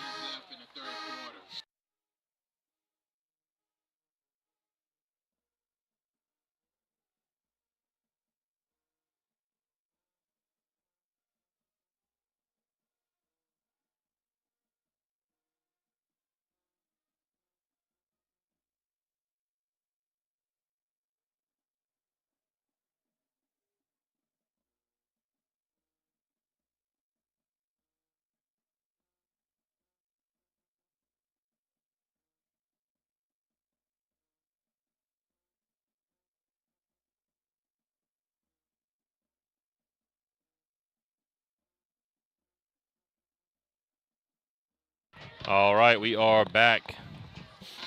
Bowden has it teed up on the far hash. Mayu McCarty back deep.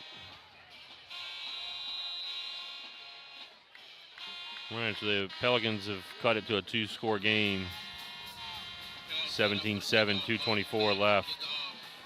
Bowden's going to sky kick it. And ball is free. And the Pelicans have it. One of the upbacks was not able to secure it.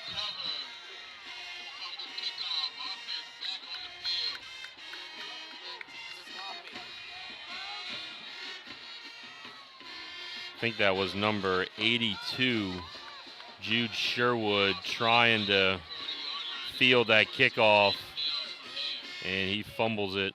So, again, another big mistake on the return. So Pelicans now have the ball at the 40-yard line. You knew this wasn't going to be easy, Coach. Yep.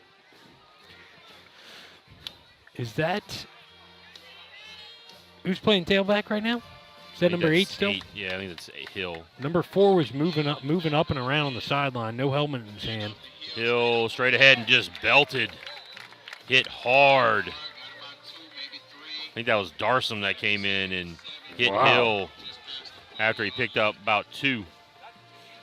38-yard line. Darsom coming down from his free safety position, meeting the running back.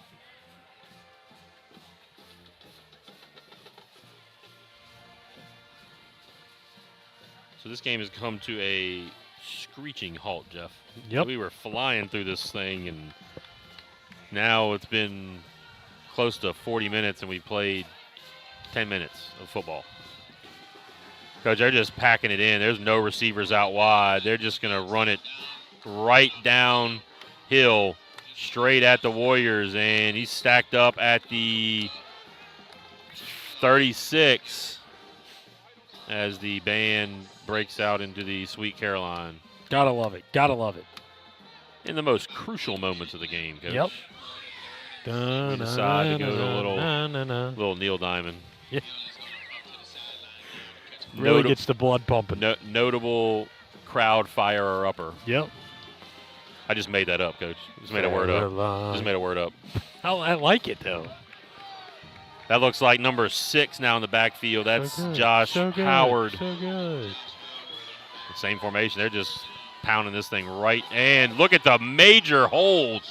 Coach, How in the world did they miss that one? Knox Poirier was getting spun around. Yeah, and he's asking for the call here. And there was no call on that. That is unbelievable, Coach.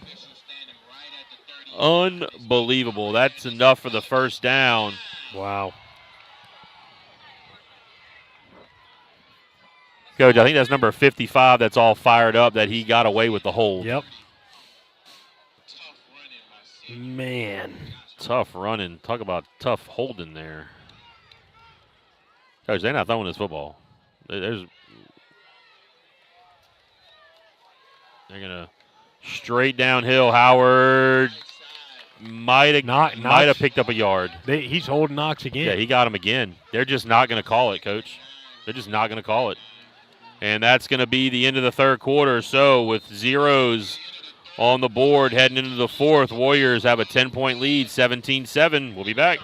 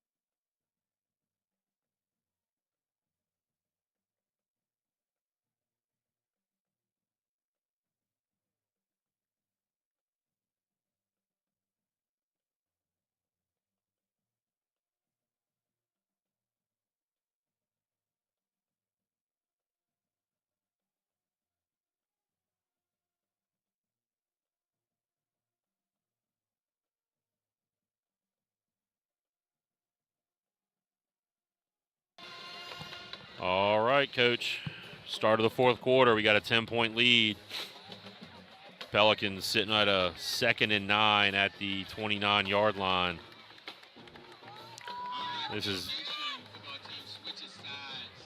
We got 180 you guys watching from home.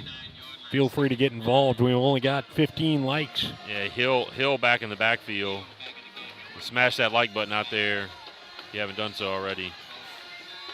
Let's get involved here. Pull the Warriors through.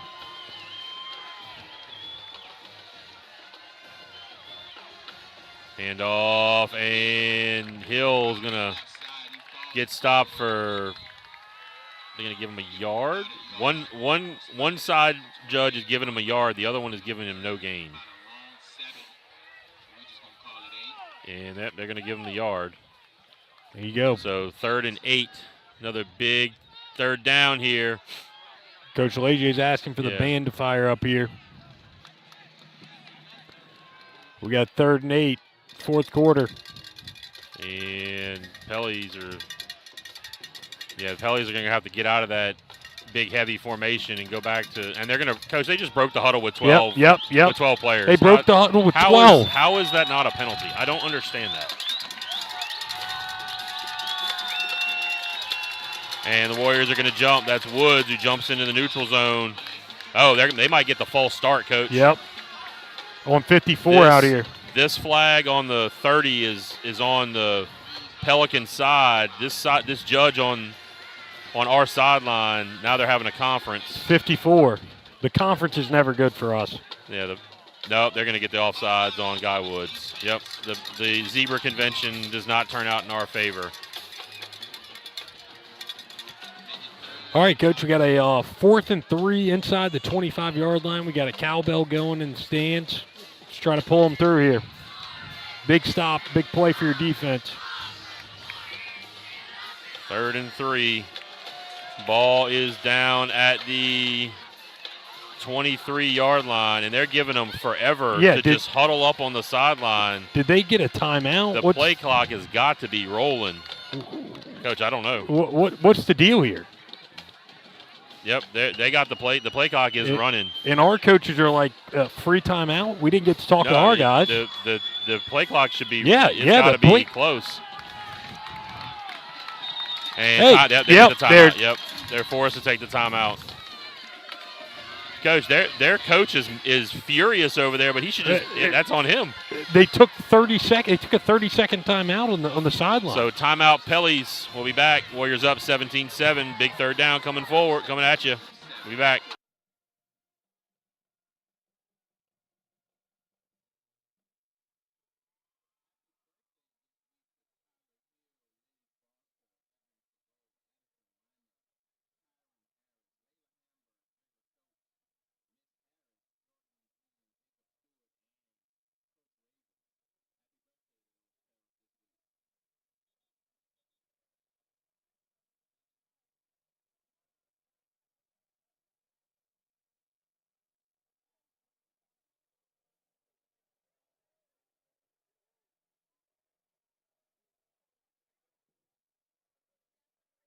All right, we're back. Big 3rd and 3. Here we go. With 3rd and 3 here. The chat on fire, Coach. Chat's on fire. We're exuberated. We're enthralled. Big play here. The overload to the left side. And Oh, yeah. Oh, yeah! David Allen! The freshman, big David Allen gets in there, Coach. There we go, David Allen. Gotta love it, baby. Loss of about 5 yards. 6. Let's get 6. Back to a 4th and 8. Here we go, 4th and 8. Big play here. Coach, they're going to take forever again. The discombobulation on the side of the Port Allen Pelicans is exuberating. It is. I'm enthralled with it. Got a lot of chat GPT comments in the comment section from some former Warriors. All right, big third down though at the 28-yard line, 4th and 8. Bowden, quarterback. They're going to try to throw that little now screen. Oh, yeah. That ball, pick it up. And they're going to whistle it dead. Nope, he's taking off. He's running. Go. They're just going to let him go and keep going. Just keep going. Keep Go. going. Keep finishing out. Keep going. And Poirier gets in the end zone. The referees are all running down this way.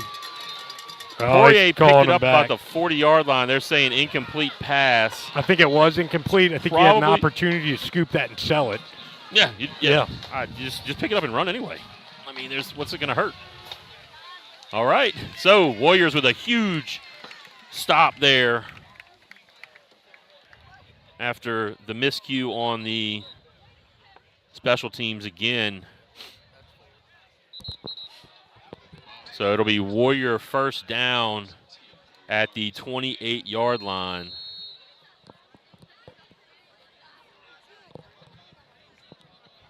John Martinez was fired up for Big David Allen there. Said Big Dave, so calm after such a big play. He's a man of cool man as a cucumber, of few baby. words. Warriors Let's getting go. out there quick. Pels are getting to the sideline late. Snap, handoff. Saylor gets hit in the backfield. That's number 2, Burns. He's trying to claim that he stripped the ball. Burns just shot right through where the puller was.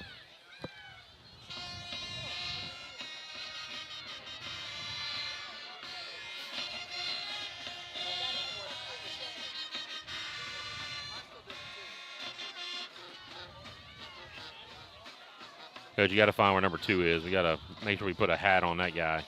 Saylor gets there's going to be a hold in the middle. They are just ripping at the football right now. It was a 2nd and about 13.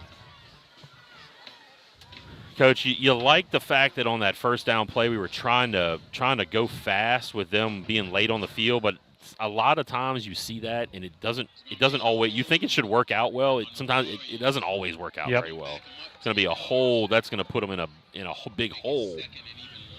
Back it up down to the 15-yard line. Interesting to see if we 2nd and 20. 23, huh? Yep. 23, yeah, second about 23. Interesting to see if we go to the air here, try to dig ourselves out of this. 8:50 There is and ticking. Two backs in the backfield. Taylor's going to take it on the sweep. Going to try to cut. Just nothing there, Coach. Yep. There's just a big wall of black gray jerseys and just could not. A lot of backed up on against yourself here. I'm wondering if they're going to try to just run this ball again and try to punt it out. They lost about 4 yards. So we're in a 3rd and a 27.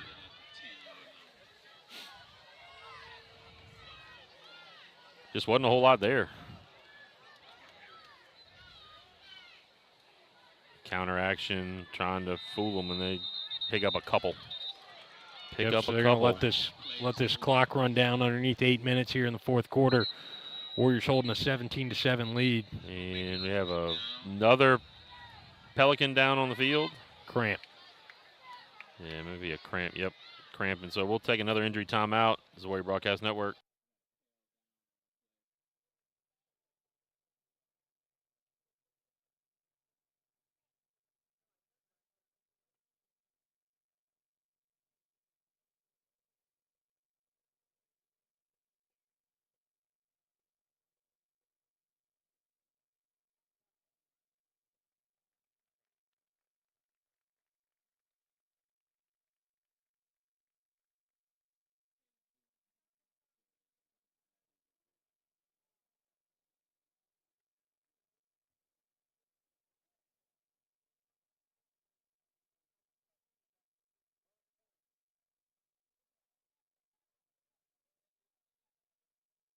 All right, so the Warriors got the football back, but we're not able to do anything with it. They're going to be forced to punt. Ben Jones is standing on his goal line.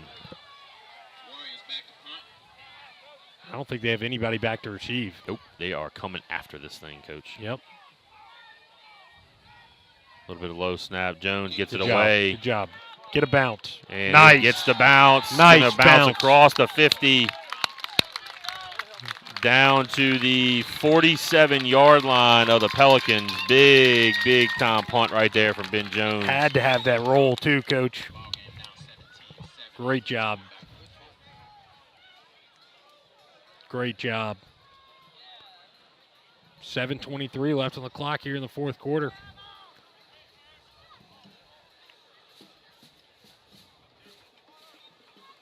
That one score they had did come off of a short field, so your defense is playing a really good ball game still.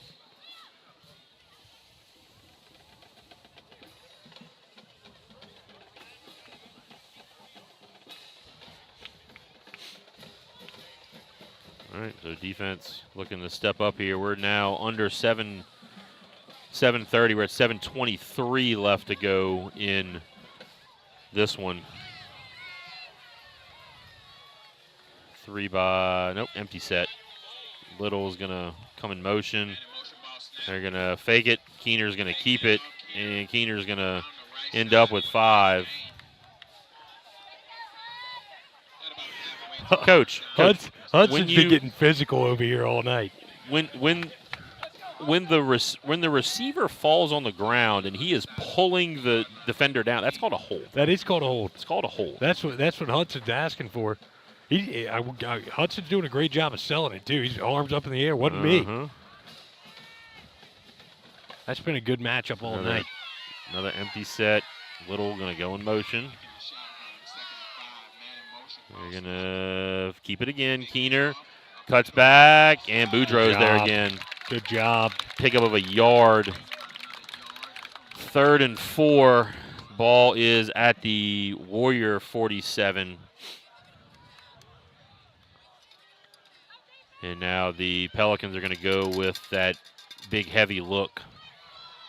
Overload. Nope, they're gonna stick with their spread look, and Bowden's gonna come back in the game. They clearly are gonna try to put this ball in the air. 3rd and 4 here. Let's get loud. And Pelicans are really confused about what they're doing. And flag coming down. illegal participation. Finally, they call it. So that's going to push it back and make it a 3rd and 8. All right. Well, Coach, they finally called illegal participation. Finally. 5:58 on the game clock, 4th quarter. 17-7 Warriors. 3rd and 9, Coach. Here you go. So back at the 48-yard line. Obviously, of the 4 down Pelicans. territory. Yeah. Hill kind of bounce around. He got free to the 45. He's going to come up about 3 yards short. It's going to bring up a 4th and about 3. And Coach, something you got to watch here is hard count. They're going to go on 2 here. They're try to definitely get you a jump. going. They've gotten Guy Woods and Grayson Boudreaux to jump. Sit down, Guy watch the Woods ball. going to come back in. They're going to send somebody out. It's Leandre Dixon.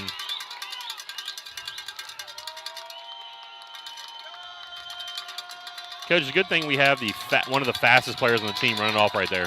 Yeah, you're right. Dixon got off. The overload set. Don't jump.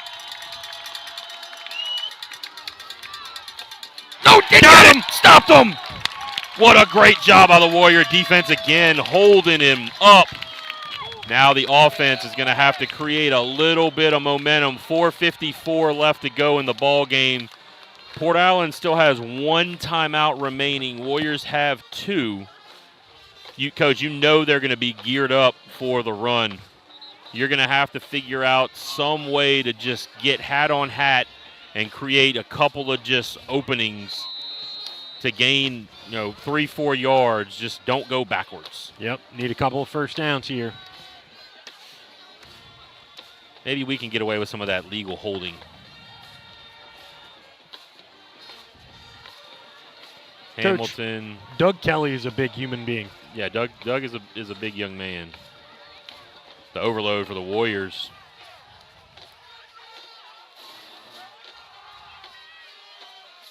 Saylor, free rusher coming through. That's Hill. Nobody touched him, Coach. Yep. Nobody touched him. Saylor got rolled up on. Yeah, he did.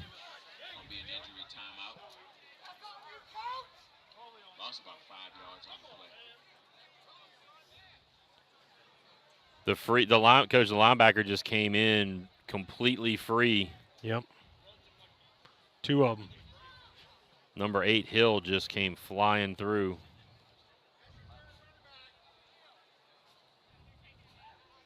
Yeah, it's like they're working on ankle. Yep. So he's holding high.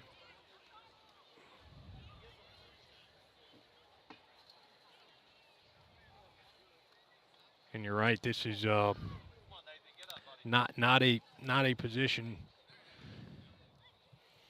you can afford to lose a guy at. You're on your 3rd guy. And it's gotten silent in stands. He's going to get up and going to need some help getting off the field. He's trying to put a little weight on it.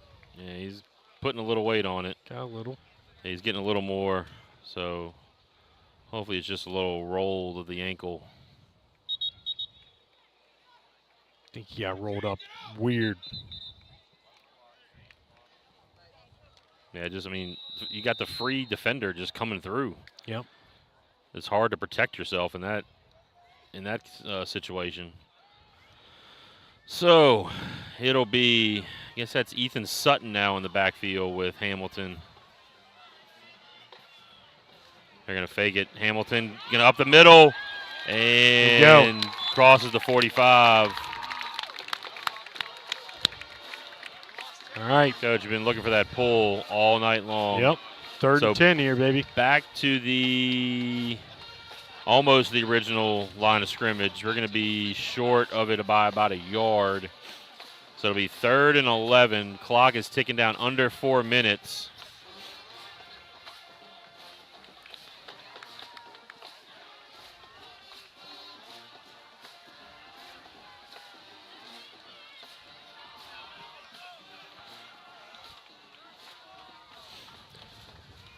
Hamilton pulls it again. Going to get hit at the 45. Push. And they're pushing him forward across the 50.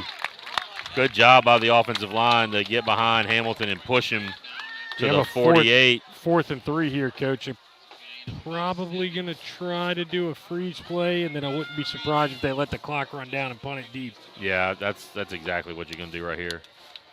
Because they only have one timeout. This is going to be under 3 minutes.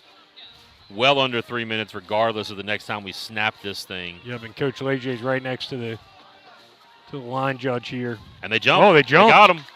No call. He didn't cross. He got right to the football, Coach. They're going to call timeout. Yep, Coach timeout. He's going to let the clock bleed. Exactly what you should do. Wait until he puts up the hand. Timeout. There you Timeout. go. There it is.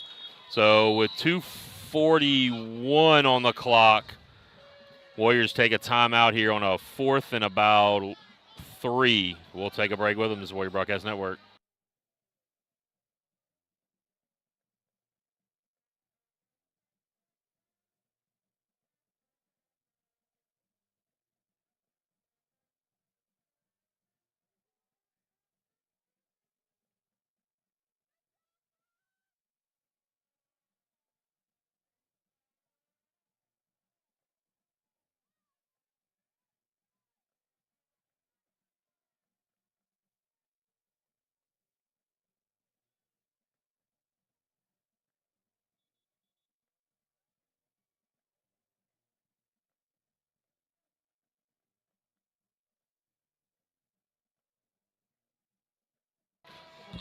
And we are back. Warriors going to set up the punt. Nobody deep again. Pelicans are coming after this one. Warriors running a little something different here. Ben Jones going to fake it. Throw it up. McCarty. No. He's asking for a PI. And the Warriors try to fake it. That's an interesting call. At the 47, so the Pelicans are going to take over at the 47. 2:34 on the clock here.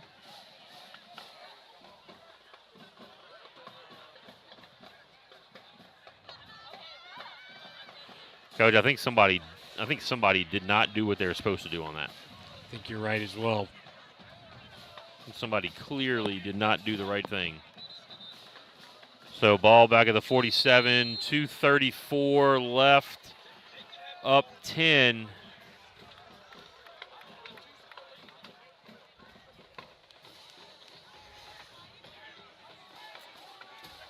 And 2x2, that's Keener. Nope, they're going to go 3x1. Hill in the backfield. They're going to roll. No, that's Bowden. Roll out, flag, False and start it on was the slot picked. receiver. Yeah, they're going to get the 5 yards back, so it'll be back to the 42, 43-yard line. Coach, I think McCarty was close to picking that one off. Yeah, it was. Yeah, that's Bowden. Bowden is in there at quarterback. So they're definitely going to their passing offense, which has not been quite as successful.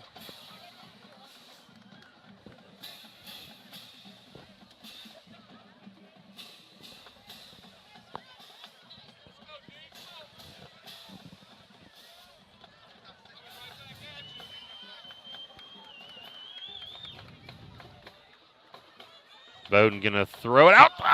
Oh, Sutton almost. Coach, the throw was so bad. I don't know if he could have picked it off.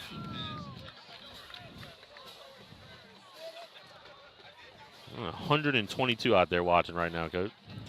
That's a lot. It's awesome, man. Thank you guys for watching. Only 24 24 likes. We need to get that up. Yeah, we need definitely need to get Everybody that up. go hit that like button. Set the notification bell. Got a lot of St. Michael athletics going on.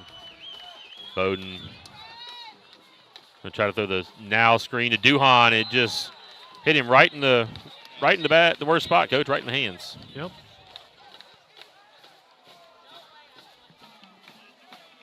Clock still at 2:27 here in the fourth.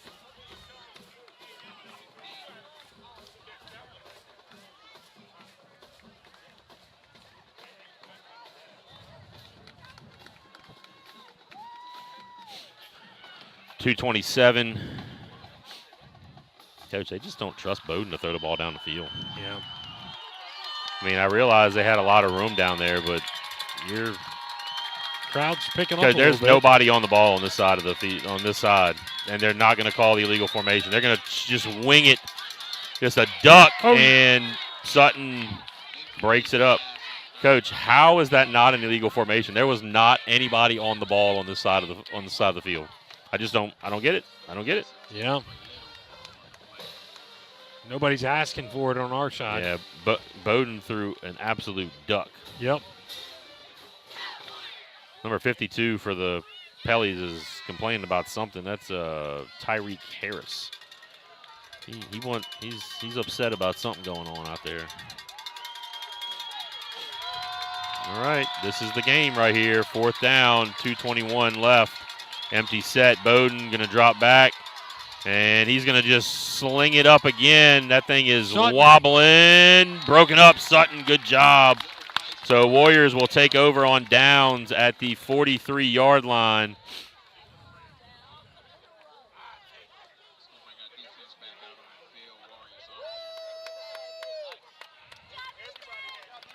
There we go, boys. 2:11 on the clock here. Only one timeout remaining for the Pelicans.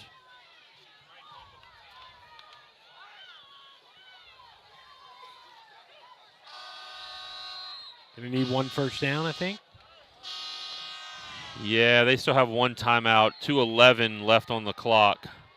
They still have one timeout. So you're going to completely put this thing to bed, you're going to have to get at least one first down. Sutton in the backfield. Hamilton going to give it to Sutton. He's looking, just tucking his head down and trying to get something. And Guy Woods doing his best. LeBron flop. Yep. You can get penalized for that in the NBA for flopping like that.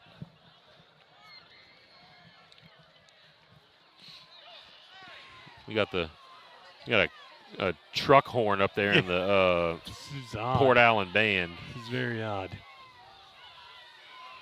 Warriors going to take as much time as they possibly can.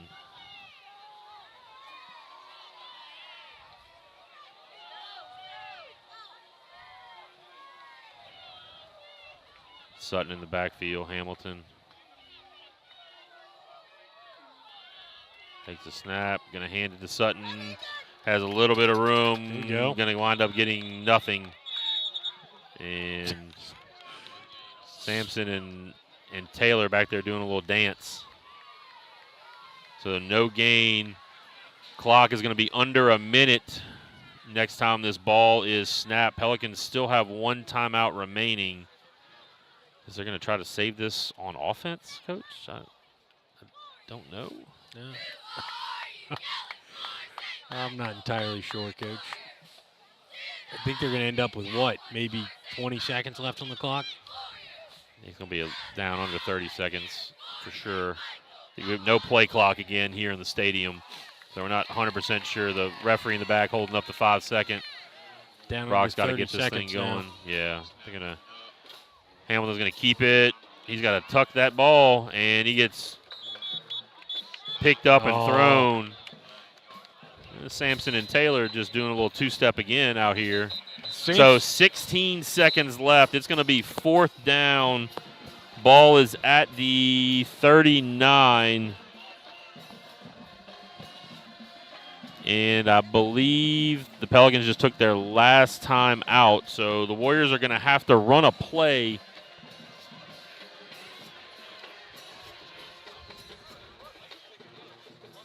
Well, Jeff, the aesthetics were not great, but we're getting the W. Yep. Barring any kind of just really freak thing happening here at the end. It would take an all-time miracle. We did enough.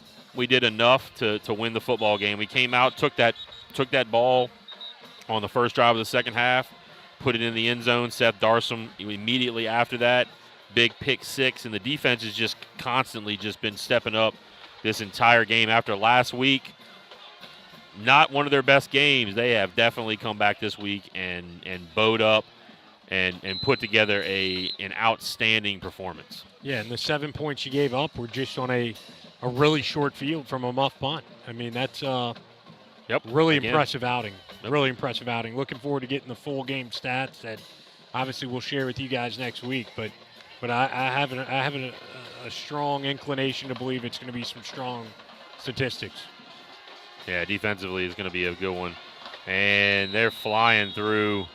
Sutton's going to get taken down for a 4-yard loss. That'll be a turnover on downs. Ball's going to be back at the 43-yard line. So, look, we're back in district play next week against Bruley. That's going to be a tough one right there. Bruley is a pretty good football team. Warriors are going to have to come out and play a good ball game next week to get that victory over what is, it's kind of like a playoff game. Yep. I think you can kind of view that in the realm of a playoff type football game. With the opponent and just sort of the situation too. You're kind of playing for your playoff, not really life, but you're playing for your home playoff life. You got to keep winning ball games to be able to get a home playoff game and get to that coveted bye. That's kind of the next thing. You get a top 8 seed, you get a bye into the regional round of the playoffs. And you don't have to play that bye district around that first week. So it's Bowdoin at quarterback. They don't have enough guys coming out on offense. Clock's got to be ticking down on them. Next week, senior night? Yep, senior night next week. There's a good ball. And incomplete little.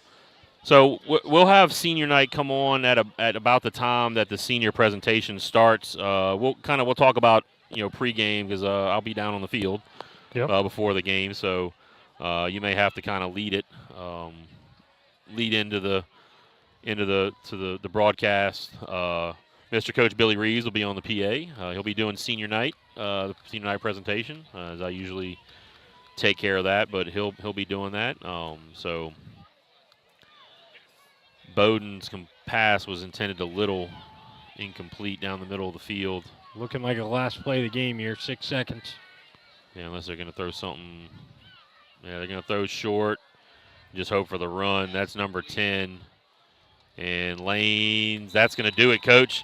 With zeros on the clock, the Warriors take this one 17-7. Again, Coach, not the prettiest thing in the world, but we got it done, and that's all that matters. Yep, and like we said, I mean, a couple of mistakes there at right after we scored back-to-back touchdowns at the beginning of the second half. But man, really good-looking football game. Yeah, 5-3 now. Heading into the last 2 district games of the year against Bruley next week. We'll be back at Olympia Stadium for the final home regular season game for us at Olympia Stadium, and then we finish off the season on a Thursday night 2 weeks from tonight over at at McKinley. Again, we want to thank everyone out there for tuning in. I want to thank Miss Brittany Watkins over here running the camera tonight. On behalf of myself, Coach Craig Saylor, my partner, Mr. Jeffrey Vaquero, class of 2015, and on behalf of the administration, faculty, and staff of St. Michael High School, we want to wish you, as always, good night, God bless, and go Warriors.